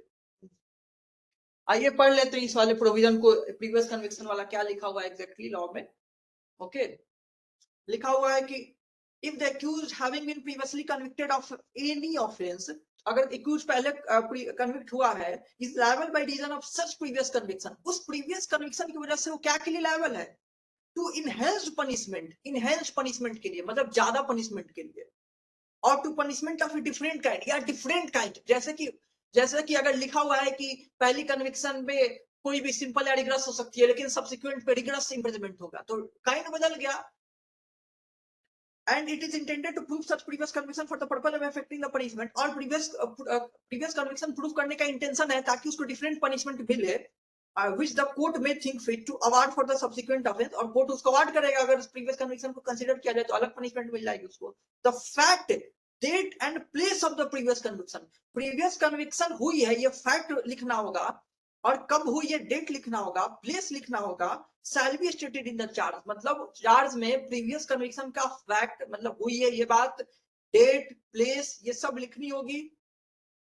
And if such statement has been omitted, the court में add it at any time before sentence is passed, अगर उसको ओमिट किया गया है तो बाद में कभी भी उसको इंक्लूड किया जा सकता है, यही बात लिखी हुई है। तो details of the previous conviction आप शॉर्ट में लिख सकते हैं। अगर मेंस में भी आ जाती है चार्ज पे क्वेश्चन, तो जरूरी नहीं है पूरा प्रोविजन रट के आप लिखिए, आप इस पॉइंट को बस इतना लिख सकते हैं कि जो प्रीवियस कन्विक्शन का डिटेल्स है वो लिखना होगा, क्योंकि ये रेलिवेंट हो जाती है इन वेरियस केसेस। अगर प्रीवियस कन्विक्शन हुई है तो रेलिवेंट हो जाती है कई सारे सिचुएशंस में, जब स्पेशली उस सिचुएशन में जबकि प्रीवियस कन्विक्शन इफेक्ट कर रही होती है सब्सिक्वेंट कन्विक्शन को, इफेक्ट करती है, इनहेंस पनिशमेंट के लिए या अलग टाइप ऑफ पनिशमेंट के लिए लायबल हो जाता है कुछ पर्सन। ठीक है, 7 पॉइंट समझ में आया? 7 पॉइंट, ये सारे 7 पॉइंट्स क्लियर है? सुचेता और प्रीति बताओ, Sucheta Preeti. Yes sir. Okay, यही चार्ज का बेसिस है, और जो इंट्रो बताया वो मैंने, आगे के प्रोविजन जो है वो आसान से।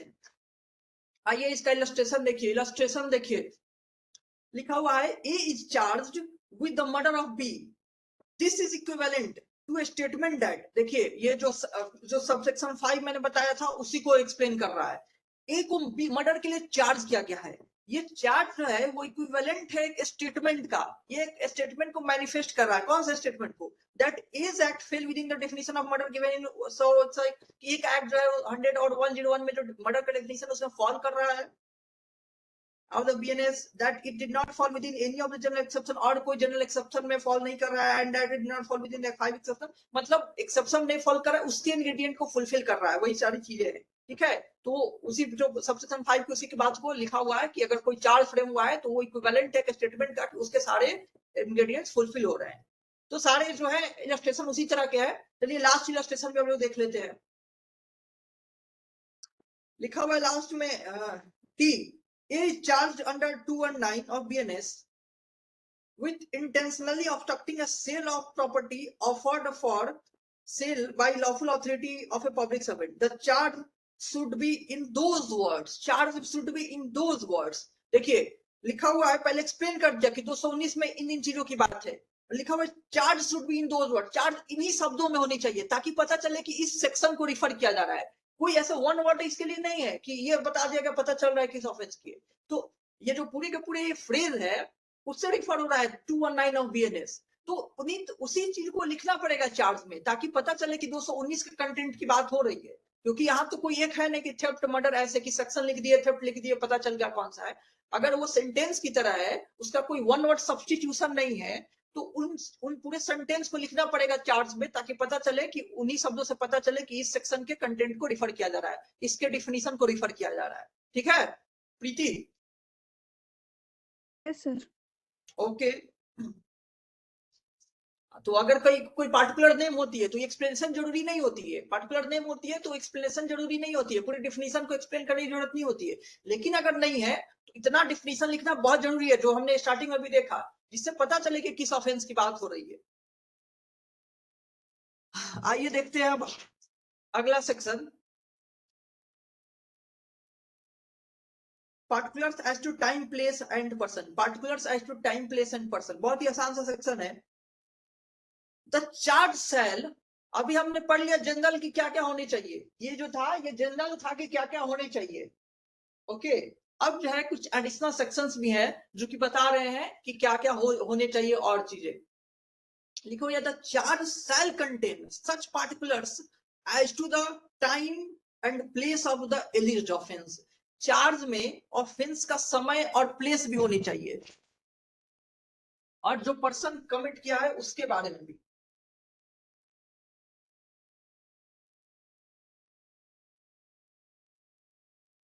ऑफेंस जो है किसी पार्टिकुलर प्लेस पर कमिट होती है कि नहीं होती है?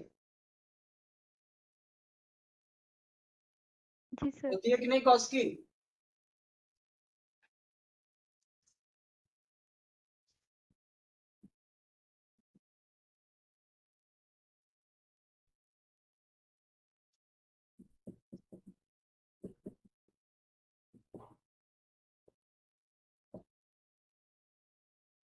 तो सबसे पहले टाइम की बात की जा रही है और प्लेस की बात की जा रही है कि time and place of the alleged offence. Offence का एक समय होता है और जगह होता है, जिस जगह पे कमिट हुई है उस जगह को मेंशन करना होगा चार्ज में कि हाँ ये ऑफेंस जो है वो कानपुर में कमिट हुई है, कानपुर के इस जगह पे कमिट हुई है, और किस समय कमिट हुई है, लगभग 2 बजे, लगभग 4 बजे, लगभग 4:30 में कब कमिट हुई है। तो time and place of the offence को भी चार्ज में मेंशन करना है। And the person if any against whom or the thing in respect of which it was committed. तो पर्सन या थिंग भी हो गया जिसके रेस्पेक्ट में ऑफेंस कमिट हुआ है। ठीक है, जिसके रेस्पेक्ट में ऑफेंस कमिट हुआ है, अगर पता है कि मेरे अगेंस्ट ऑफेंस कमिट हुआ है तो मेरे नाम मेंशन की जाएगी, या मेरा जो है मोबाइल फोन चोरी हुआ है, जिस थिंग के रेस्पेक्ट में ऑफेंस कमिट हुआ है, लैपटॉप चोरी हो गया, मोबाइल, उसको मेंशन किया जाएगा।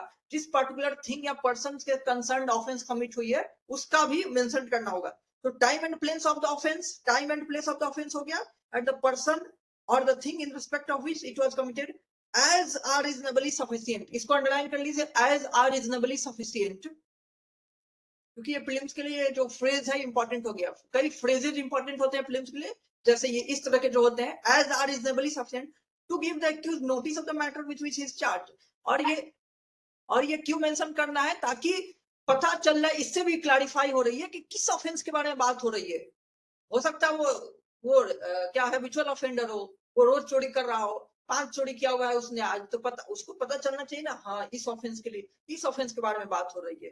नहीं तो चोरी का उस पर आरोप लग गया, उसने 5 चोरी कमिट की हुई है, तो किसके रेस्पेक्ट में डिफेंस करेगा? वो तो 5 चोरी किया हुआ है, वो तो उसको पता चलनी चाहिए ना कि इस जगह पे जो चोरी किया है उसने इस पर्सन के अगेंस्ट में, उसकी बात हो रही है, और इस प्रोडक्ट की जो उसने चोरी की है उसकी बात हो रही है। दैट्स व्हाई इंफॉर्मेशन जरूरी है।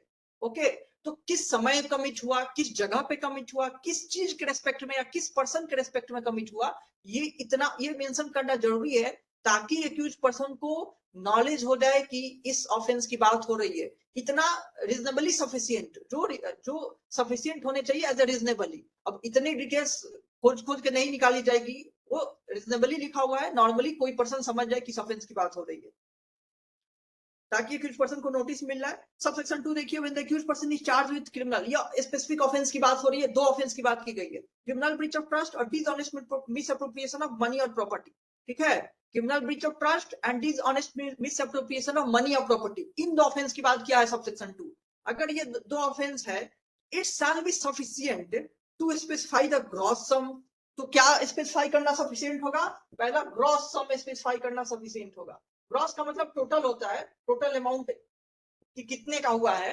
अब बार बार हुआ है, आज भी हुआ है, मान लो मिसअप्रोप्रिएशन, परसों हुआ है, 10 दिन बाद हुआ है, 1 महीने बाद हुआ है, तो सबको अलग अलग ना करके ग्रॉसली कितना हुआ है मिसअप्रोप्रिएशन, वो मेंशन कर देना चाहिए, इसलिए लिखा है ग्रॉस सम। और एज द केस में भी describe the movable property in respect of which the offence is alleged to have been committed। या प्रॉपर्टी है तो मूवेबल प्रॉपर्टी को भी बता देना है, किस प्रॉपर्टी के रेस्पेक्ट में हुई है, तो ग्रॉस सम बताइए, या अगर मूवेबल प्रॉपर्टी से कंसर्न है तो मूवेबल प्रॉपर्टी बताइए, and the dates between which the offence is alleged to have been committed। तीसरा है डेट रेंज बता देना है, डेट रेंज बता देना है कि 1 जनवरी 2024 से लेकर 1 जुलाई 2024 के बीच में क्रिमिनल ब्रीच ऑफ ट्रस्ट हुआ है मेरे साथ, जो कि 1.5 लाख रुपया से कंसर्न है, और ये पर्टिकुलर थिंग से कंसर्न है। ठीक है, तो डेट रेंज बता देनी है, वो एग्जैक्ट होना जरूरी नहीं है, लेकिन डेट रेंज होनी चाहिए कि इस पीरियड के अंदर में मेरे साथ क्रिमिनल ब्रीच ऑफ ट्रस्ट हुआ है, criminal dishonest misappropriation of money और प्रॉपर्टी हुई है। Between which the offense is related, without specifying particular items or exact dates। ये जरूरी नहीं है कि स्पेसिफिक डेट आप बताएं या स्पेसिफिक आइटम आप गिनवा ही दे कि क्या क्या प्रॉपर्टी के रिगार्डिंग हुई है, किस किस मूवेबल प्रॉपर्टी के रिगार्डिंग हुई है, या इस पर्टिकुलर डेट को आप डेट रेंज बता दे, वो इनफ है। दैट्स व्हाई मैंने लिखा है कि ग्रॉस सम बताना है, 3 चीजें बतानी है। ग्रॉस सम मतलब टोटल कितने सम हो, टोटल अबाउट, ये भी एग्जैक्ट हो ये जरूरी नहीं है, अबाउट कितने अमाउंट का हुआ है आपके साथ मिस अप्रोप्रिएशन। मूवेबल प्रॉपर्टी अगर है तो किस किस मूवेबल प्रॉपर्टी का हुआ है, ये भी एग्जैक्ट जरूरी नहीं है।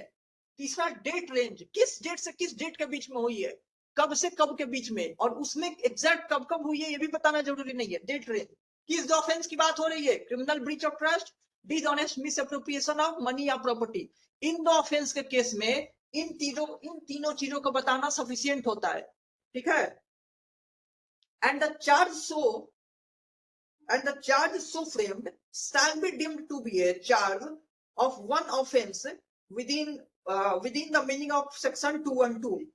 ठीक है, तो 242 अभी मिलने वाला है, चार्ज में ही आगे 242 मिलने वाला है, जिसमें हम पढ़ेंगे कि कैसे ऑफेंस जो होती है अगर 1 साल के अंदर हुई रहती है, या विदिन एक पर्टिकुलर पीरियड ऑफ टाइम एक ही ऑफेंस बार बार हुई रहती है, तो उसको सेम ही एक साथ चार्ज कर लिया जाता है, एक ही साथ ट्रायल चलता है। तो फॉर दैट पर्पस ये भी प्रोविजन क्लैरिफाई कर रही है कि अगर क्रिमिनल मिसअप्रोप्रिएशन ऑफ प्रॉपर्टी हुई है, क्रिमिनल ब्रीच ऑफ ट्रस्ट हुई है, इन दैट केस ये सब अबाउट में आपको मेंशन कर देना है, और इन सब चीजों का साथ में चार्ज किया जाएगा, साथ में ट्रायल चल जाती है।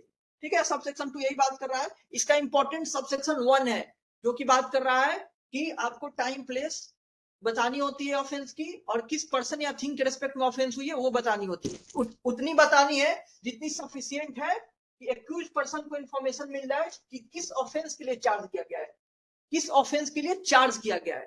ठीक है Kaushiki? Yes Sucheta, Preeti? Yes sir. सब प्रीलिम्स में सब सेक्शन 1 से क्वेश्चन आए हुए हैं, सब सेक्शन 1 से क्वेश्चन आते हैं, या इस सेक्शन का हेडिंग से ही मोस्टली आता है कि ये किस सेक्शन में है। अगला सेक्शन में हम लोग देख लेते हैं। चलिए इसका प्रोवाइजो पहले देखते हैं। Provided at the time included between the first and the last of such date shall not exceed 1 year. ठीक है, लिखा हुआ है कि जो पहला डेट रेंज जो मैंने बताया, ये वाली डेट रेंज ये 1 साल से ज्यादा नहीं होनी चाहिए, 1 साल से ज्यादा होनी नहीं चाहिए। पहला और लास्ट डेट के बीच में टाइम 1 साल से ज्यादा नहीं होनी चाहिए। ये नहीं कि अभी से लेकर 2 साल के अंदर का डेट रेंज दे रहे हैं, वो 1 साल के अंदर का डेट रेंज होनी चाहिए। ठीक है, तो 1 ईयर को आप लोग अंडरलाइन कर लीजिए। चलिए एक और इंपॉर्टेंट 236 भी इंपॉर्टेंट है। 236 पे 2 तरह के क्वेश्चन पूछे जाते हैं, एक तो इसका हेडिंग हो गया और एक जो मैं बताऊंगा थोड़ी देर में वो पूछी जाती है। 236 Sonakshi. Sir okay. When manner of committing offence must be stated. When मतलब कब, manner of committing offence commit का मैनर भी स्टेट करना है। किस केस में हम मैनर, अभी तक जो हमने पढ़ा है उसमें ये नहीं पढ़ा है कि ऑफेंस हम किस मैनर में कमिट कर रहे हैं, वो बताना अभी तक नहीं है। कंटेंट ऑफ चार्ज में ये लिखना जरूरी नहीं था। अभी तक जो हमने सेक्शन पढ़ा उसके अकॉर्डिंग किस मैनर में ऑफेंस किया जा रहा है वो बताना जरूरी नहीं था। ये सेक्शन बताएगा कि किस सिचुएशन में आपको मैनर भी बताना जरूरी है। ठीक है, तो आप मैनर को अंडरलाइन कर लीजिएगा क्योंकि इसी पे ये सेक्शन है बस, कि किस केस में मैनर भी बताना जरूरी है। ठीक है, तो आइए इसको पढ़ते हैं।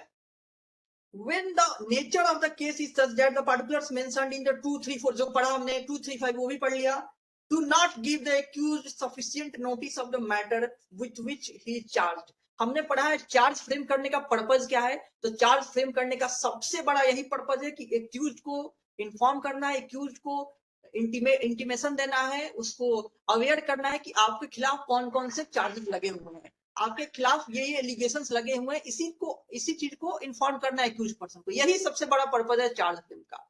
तो ये सारे प्रोविजन उसी पर्पज को सर्व कर रहे हैं।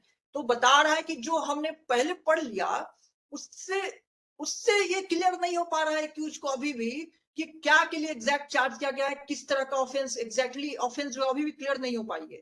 ओके, जो अभी तक हमने पढ़ लिया उससे अभी भी क्लैरिफाई नहीं हो पा रही है एक्यूज पर्सन को कि किस ऑफेंस के लिए उसको चार्ज किया गया है। ओके, यही बात लिखी हुई है। Do not give the accused sufficient notice.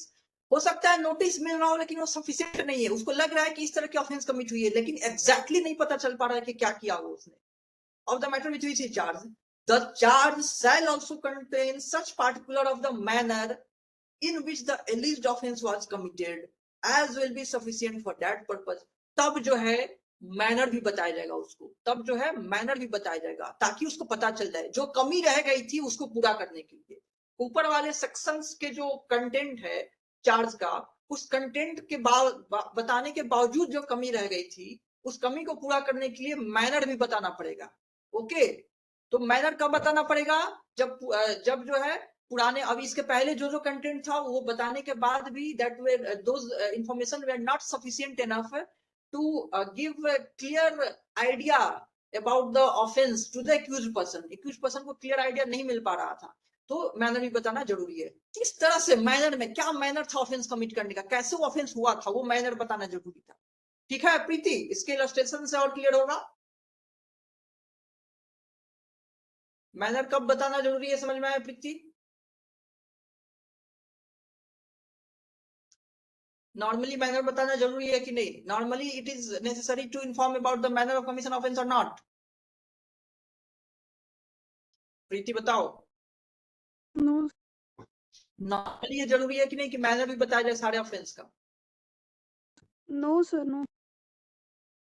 नहीं है जरूरी बिल्कुल, क्योंकि पुराने जो अभी से पहले वाले जो थे कंटेंट वो सफिशिएंट हो जाते हैं इन्फॉर्म करने के लिए, लेकिन कुछ खास ऑफेंसेस होते हैं ऐसे जो जिनका मैनर बताना बहुत जरूरी है और तभी मैनर बताना पड़ेगा। आइए इलस्ट्रेशन देखते हैं। लिखा हुआ है A is accused of theft, चोरी के लिए एक्यूज किया गया है ए को, of a certain article at a certain time and place. The charge need not set out the manner in which the theft was affected. ठीक है, अब थेफ्ट कैसे किया गया, वो जा करके कैसे चोरी किया, मतलब मैनर क्या है वो बताना जरूरी नहीं है, क्योंकि थेफ्ट किया, इस जगह पे किया, इस समय पे किया, ये काफी है बताने के लिए कि आपको किस ऑफेंस के लिए चार्ज किया गया। मुझ पे आरोप लगा है कि मैं इस घर में इस समय पे किया हूं, ये काफी है। मुझे इससे मैं क्लियर हो जाऊंगा कि हाँ मेरे पे क्या आरोप लगा है, कि मुझे पे चोरी का आरोप लगा है जो मैंने इस घर में किया है, इस समय पे किया, इस चीज का चोरी किया हुआ है। अब मैं कैसे चोरी किया हूं, मैंने कैसे घर में इंटर किया, मैंने क्या क्या किया, किस मैनर में चोरी किया, ये बताना जरूरी नहीं है, क्योंकि वो बताने के वो बिना बताए हुए ही एक क्लैरिटी ला दिया जा रहा है कि क्या ऑफेंस कैसे कमिट हुई है, क्या ऑफेंस कमिट हुई है, क्या चार्जेस लगे हुए हैं। ठीक है, तो ये फर्स्ट जो इलस्ट्रेशन है वो बता रहा है कि इस पर्टिकुलर जो फैक्ट है उसमें बताने की जरूरत नहीं है मैनर। ओके, अब मैनर वाला आगे देखते हैं, बी में लिखा हुआ है, समझ में आ रहा है Yashi Agrawal? Yes sir. Okay, theft के लिए मैनर की जरूरत नहीं पड़ी, पता चला ना, क्योंकि वो थेफ्ट में उसमें कोई एम्बिग्विटी नहीं है कि चोरी हुआ है, सब समझ में आ रहा है कि किस जगह पे क्या चोरी हुई है। लेकिन देखिए आगे वाला जो है, is accused of cheating b, cheating at a given time and place, the charge must set out the manner with which in which a cheated be। अब जो है मुझ पे मान लो आरोप लगा कि मैंने चीटिंग किया हुआ है किसी पर्सन के साथ में, पता समय वगैरह भी पता है कि मैंने इस दिन इससे चीटिंग किया हुआ है। अब जो है कई तरह के चीटिंग हो सकते हैं, किस तरह मैंने चीट किया, अब जब तक मुझे बताया ही नहीं जाएगा कि मैंने किस तरह से किस मैनर में चीटिंग किया, मुझे एग्जैक्ट आइडिया नहीं लग रहा है कि क्या चीटिंग होगा, क्योंकि चीटिंग इस नेचर का ही ऑफेंस है जो पता चलना चाहिए कि कैसे चीटिंग किया हूं, किस तरह का, कई सारे चीजें आ जाएंगी उसके अंदर पे। तो किस तरह से वो मैनर जब तक नहीं बता जाएगा, क्लैरिटी नहीं आएगा कि किस पर्टिकुलर एक्ट की बात की जा रही है, तो यहाँ पे मैनर बताना जरूरी हो गया हुआ है, लिखा हुआ है कि यहाँ पे बताना जरूरी है कि किस मैनर में कमिट हुआ, उससे क्लैरिटी आएगी कि एक्यूज्ड ने एग्जैक्टली क्या किया हुआ था और उस पर क्या आरोप लगा हुआ है। क्योंकि चीटिंग जो है वो बहुत अपने आप में एक एम्बिगुअस टर्म हो गया हुआ है कि किस मैनर में चीटिंग किया, कैसे किया, वो क्लैरिटी नहीं ला पा रही है, क्योंकि उसके कई सारे मोड मेथड्स हो सकते हैं। ओके, तो ऐसा ऑफेंस जो कि नाम से क्लैरिटी नहीं ला पाएगी कि कैसे किया होगा, उसमें कैसे किया होगा वो बहुत जरूरी बन जाता है। चीटिंग ऐसा ऑफेंस है जिसमें कैसे किया गया, इट इज वेरी इंपॉर्टेंट, ये बहुत इंपॉर्टेंट फैक्ट बन जाता है कि कैसे किया गया, इसलिए ये बताना जरूरी हो जाता है, इसलिए लिखा हुआ है चीटिंग ऑफेंस में बताना जरूरी है। अगला देखिए, ये इसमें भी बताना जरूरी है, A is accused of giving false evidence, झूठा एविडेंस देने के लिए एक्यूज किया गया at a given time and place, the charge must set out the portion of the evidence given by A which is alleged to be false। अब मुझे पे आरोप लगा कि मैंने गलत एविडेंस दिया हुआ है, गलत एविडेंस दिया हुआ है, मैंने कई सारे एविडेंस दिए, उसमें आरोप लगा हुआ है कि गलत एविडेंस दिया हुआ है, तो इसको भी इसके मैनर बताने होंगे। लिखा हुआ है the charge must set out the that portion of the evidence given bye, जो मैंने कई सारा अगर एविडेंस दिया हुआ है या एक ही एविडेंस दिया गया तो उसका वो पोर्शन बताना बहुत जरूरी है, कि ये बताने के लिए कि मैंने गलत एविडेंस दिया हुआ है। ये मियर बता देना कि मैंने इस समय पे इस कोर्ट में गलत एविडेंस दिया हुआ है, ये काफी नहीं है, इसमें भी क्लैरिटी लानी होगी कि किस पोर्शन, कौन सा पोर्शन मैंने एविडेंस का गलत दिया हुआ है, ताकि एग्जैक्टली नॉलेज में आए कि हाँ मैंने इतने सारे एविडेंसेस जो दिए हुए हैं उसमें इस एविडेंस की बात हो रही है, गलत दिया हुआ है, इसको इंफॉर्मेशन में लाना जरूरी है एक्यूज पर्सन का। ठीक है, एक और जो है ओके डी नंबर में भी, उसमें भी जरूरी है, इसलिए डी भी देखिए, A is accused of obstructing B, a public servant in discharge of his public function at a given time and place. The charge must set out the manner in which A obstructed B in discharge of his function। फिर आरोप लगा है कि public servant को अपना काम करने से रोक लिया किसी ने, ठीक है, पब्लिक सर्वेंट को काम करने से रोक लिया किसी ने, यहाँ पे भी बताना पड़ेगा कि कैसे रोक लिया, उसको जाने नहीं दिया, उसको लॉक कर दिया, जिस रूम में जो ऑफिस में जा रहा था ऑफिस को ही लॉक कर दिया, या उसी को पकड़ के जाने नहीं दिया, या कैसे कैसे किस मैनर में उसको रोका गया, ये बताना जरूरी है। ठीक है, ये मियर बता देना कि उसको पब्लिक सर्वेंट को जो है वो उसके काम करने से रोक दिया गया, ऑब्स्ट्रक्ट कर दिया गया है उसको, उसके फंक्शन को डिस्चार्ज करने में, ये काफी नहीं होगा, कैसे रोका गया ये बताना जरूरी है, तब जाकर क्लैरिटी आएगी एग्जैक्टली क्या किस चीज के लिए चार्ज किया जा रहा है, क्योंकि चार्ज उस पे होगा ना कि आपने उनको कैसे रोक दिया, क्या करके रोक दिया, उस चीज के लिए चार्ज होगा। मियर रोकने का कई तरीके हो सकते हैं, ठीक है, तो ऐसे ऑफेंसेस में जिसके कई तरीके हो सकते हैं और तरीका जानना बहुत जरूरी है, चीटिंग करने का तरीका जानना बहुत जरूरी है, ताकि क्लैरिटी हो कि कैसे चीटिंग किया हुआ है। ठीक है, और वो जब तक जानेगा नहीं एक्यूज पर्सन, तब तक उसको एग्जैक्टली नहीं क्लैरिफाई होगा कि उसको किस एक्ट के लिए एग्जैक्ट एलिज किया जा रहा है। दैट्स वाई ऐसे ऑफेंसेस जिसमें मैनर जानना इंपॉर्टेंट हो जाता है, मैनर के बिना थोड़ी एम्बिग्युइटी रहती है, तो वो भी एम्बिग्युइटी बिल्कुल भी ना रहे। हो सकता है बिना मैनर बताए भी क्लैरिटी रह रही है, क्लैरिटी है, लेकिन कुछ ना कुछ कंफ्यूजन बनी रह जाती है, तो वो भी ना बनी रहे, दैट्स वाई लगाया गया। दैट्स वाई ये नॉर्मल रूल नहीं है, ये एक तरह का एक्सेप्शन है कि पहले के जो रूल्स हैं वो कंप्लाई करने के बाद भी कुछ बाकी रह जाती है, तब बताना है मैनर। ठीक है प्रीति? Yes sir. तो क्वेश्चन ऐसे पूछे जाते हैं प्रीलिम्स में कि दे देगा कि इसमें से किस ऑफेंस में मैनर बताने जरूरी है, दिए जाते एग्जाम में कि इसमें से किस ऑफेंस में मैनर बताने जरूरी है। तो आप लोग ये कुछ नाम जो इस इलस्ट्रेशन में स्पेशली दिया हुआ है वो याद कर लीजिए। जैसे कि ए में तो नहीं दिया हुआ है, ए में तो थेफ्ट है, उसमें जरूरी नहीं है। बी में दिया हुआ है चीटिंग, चीटिंग को आप लोग अंडरलाइन कर लीजिए, उसको रट लीजिएगा, ये पूछा हुआ है कई बार, और इसी इलस्ट्रेशन से उठा के पूछ लेता है कि in which of the following offences the manner of committing offences needs to be stated in the charge. Option में रहेगा चीटिंग, रहेगा गिविंग फॉल्स एविडेंस, रहेगा ऑब्स्ट्रक्टिंग पब्लिक सर्वेंट, इनमें भी बतानी है। एक रहेगा ऐसा जिसमें नहीं बतानी है। और जो एफ में दिया हुआ है disobeying the direction of law, उसमें भी बतानी जरूरी है कि लॉ के डायरेक्शन को कोई डिसओबे कर दिया है, तो भाई किस डायरेक्शन का कैसे डिसओबे किया है ये तो बताइएगा आप ना। बस ये बता देना, चार्ज में लिख देना, चार्ज में लिखा हुआ है कि A has disobeyed the direction of the law, direction of the law को डिसओबे कर दिया हुआ है। ये काफी नहीं होगा, इस सेक्शन में पनिशेबल है, ये सब काफी नहीं होगा, इस एक्ट के इस सेक्शन में पनिशेबल है। बताना पड़ेगा कि किस लॉ को और कैसे डिसओबे किया हुआ है, किस लॉ को डिसओबे हुआ है और कैसे डिसओबे कर दिया, उसने ये किया जो डिसओबे कर दिखाता है, ये सब बताना होगा आपको। ठीक है, तो ये 4 नाम आप याद कर लीजिए, cheating, giving false evidence, obstructing public servant और डिसओबेइंग डायरेक्शन ऑफ लॉ। ये 4 नाम याद कर लीजिए, क्योंकि इन्हीं चारों में से पूछा जाता है। या तो पूछेगा कि इनमें से किसमें बताना जरूरी है, तो इन्हीं 4 में से एक रहेगा ऑप्शन में, बाकी 3 नॉर्मल ऑफेंसेस रहेंगे। तो ये 4 नाम आप रख लीजिएगा, ठीक है ना यसी? Yes sir. ओके, कई बार पूछा हुआ है, cheating, giving false evidence, obstructing public servant और disobeying direction of law. Murder में नहीं बताना जरूरी है, कैसे मर्डर किए बताना जरूरी नहीं है। मियर फैक्ट लिखा हुआ कि इस सेक्शन, इस बीएनएस के सेक्शन के अंदर में आपने मर्डर किया हुआ है, ये एब्सोल्यूट क्लैरिटी ला देता है कि किस ऑफेंस के लिए मुझे ये लगा हुआ है। इसका मैनर जानना इंपॉर्टेंट नहीं है कि किस मैनर में कमिट हुआ ऑफेंस ऑफ मर्डर। चलिए हम लोग आज का लास्ट सेक्शन डिस्कस कर लेते हैं, 237। ये भी इंपॉर्टेंट है 237, इसका भी इंडेक्स बेस्ड क्वेश्चन आए हुए हैं बस। वर्ड्स इन चार्ज, ठीक है, वर्ड्स इन चार्ज, चार्ज में जो वर्ड्स यूज होते हैं, taken in sense of law under which offence is punishable. ठीक है, इसका कंटेंट पढ़िए फिर समझिए। लिखा हुआ है in every charge words used in describing an offence. ठीक है, वर्ड्स की बात कर रहा है।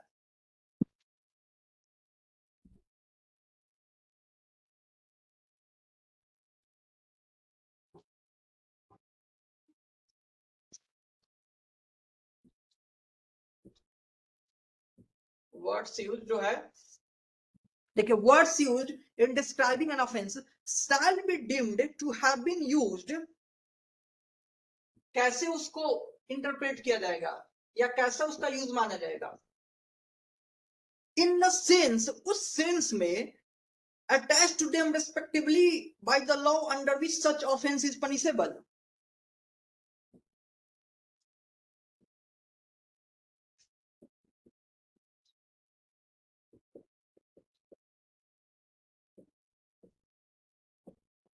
देखिए कह रहा है, मान लीजिए चार्ज फ्रेम हुआ है, ध्यान से सुनिएगा, चार्ज फ्रेम हुआ है, उसमें लिखा हुआ है कई चीजें।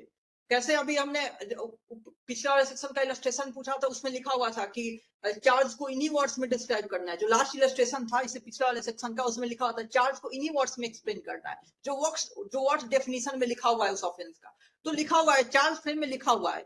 अब उसके जो वर्ड्स हैं, उसमें एक वर्ड आया हुआ है, मान लीजिए बॉडी को लेते हैं, उसका कई सारे मीनिंग हो सकते हैं ना। एक जनरल मीनिंग है, लेकिन एक लीगल मीनिंग भी होता है। और लीगल मीनिंग, मान लीजिए ऑफ एक सेक्शन है, मान लीजिए डीवी एक्ट का एक सेक्शन है, डीवी एक्ट का सेक्शन 5 है।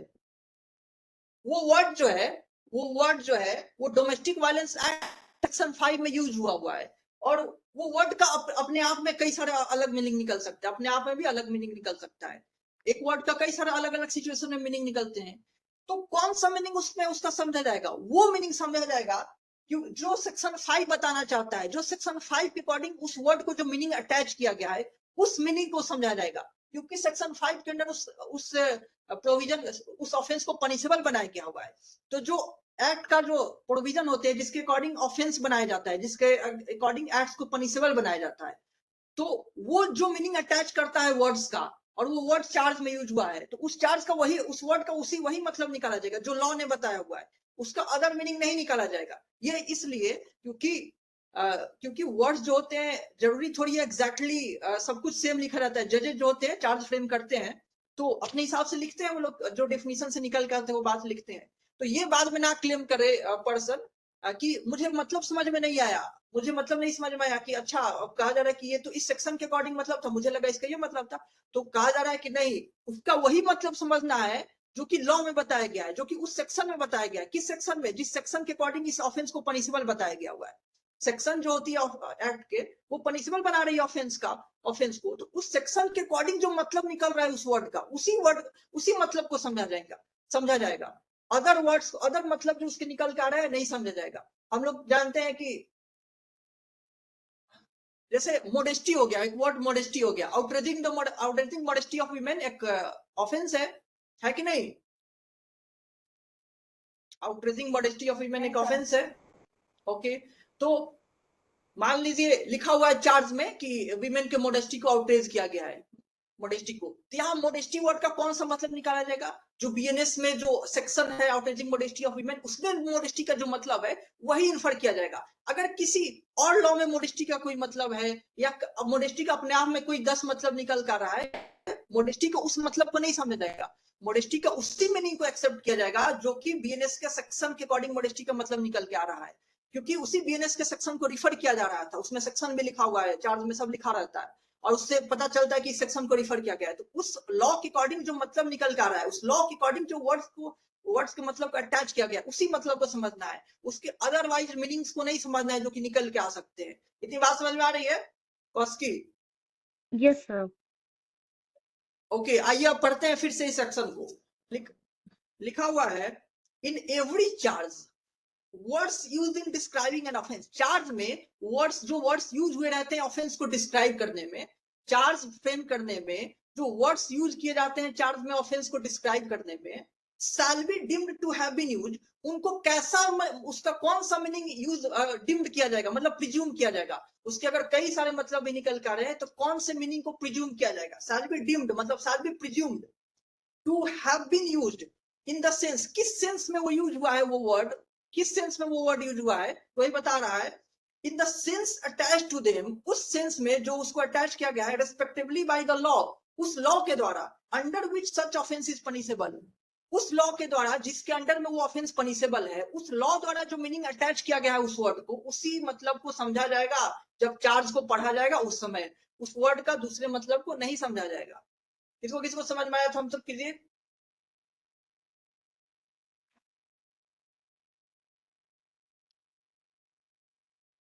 यस्सी तुमने नहीं क्या? हाँ ओके, समझ में आया यस्सी?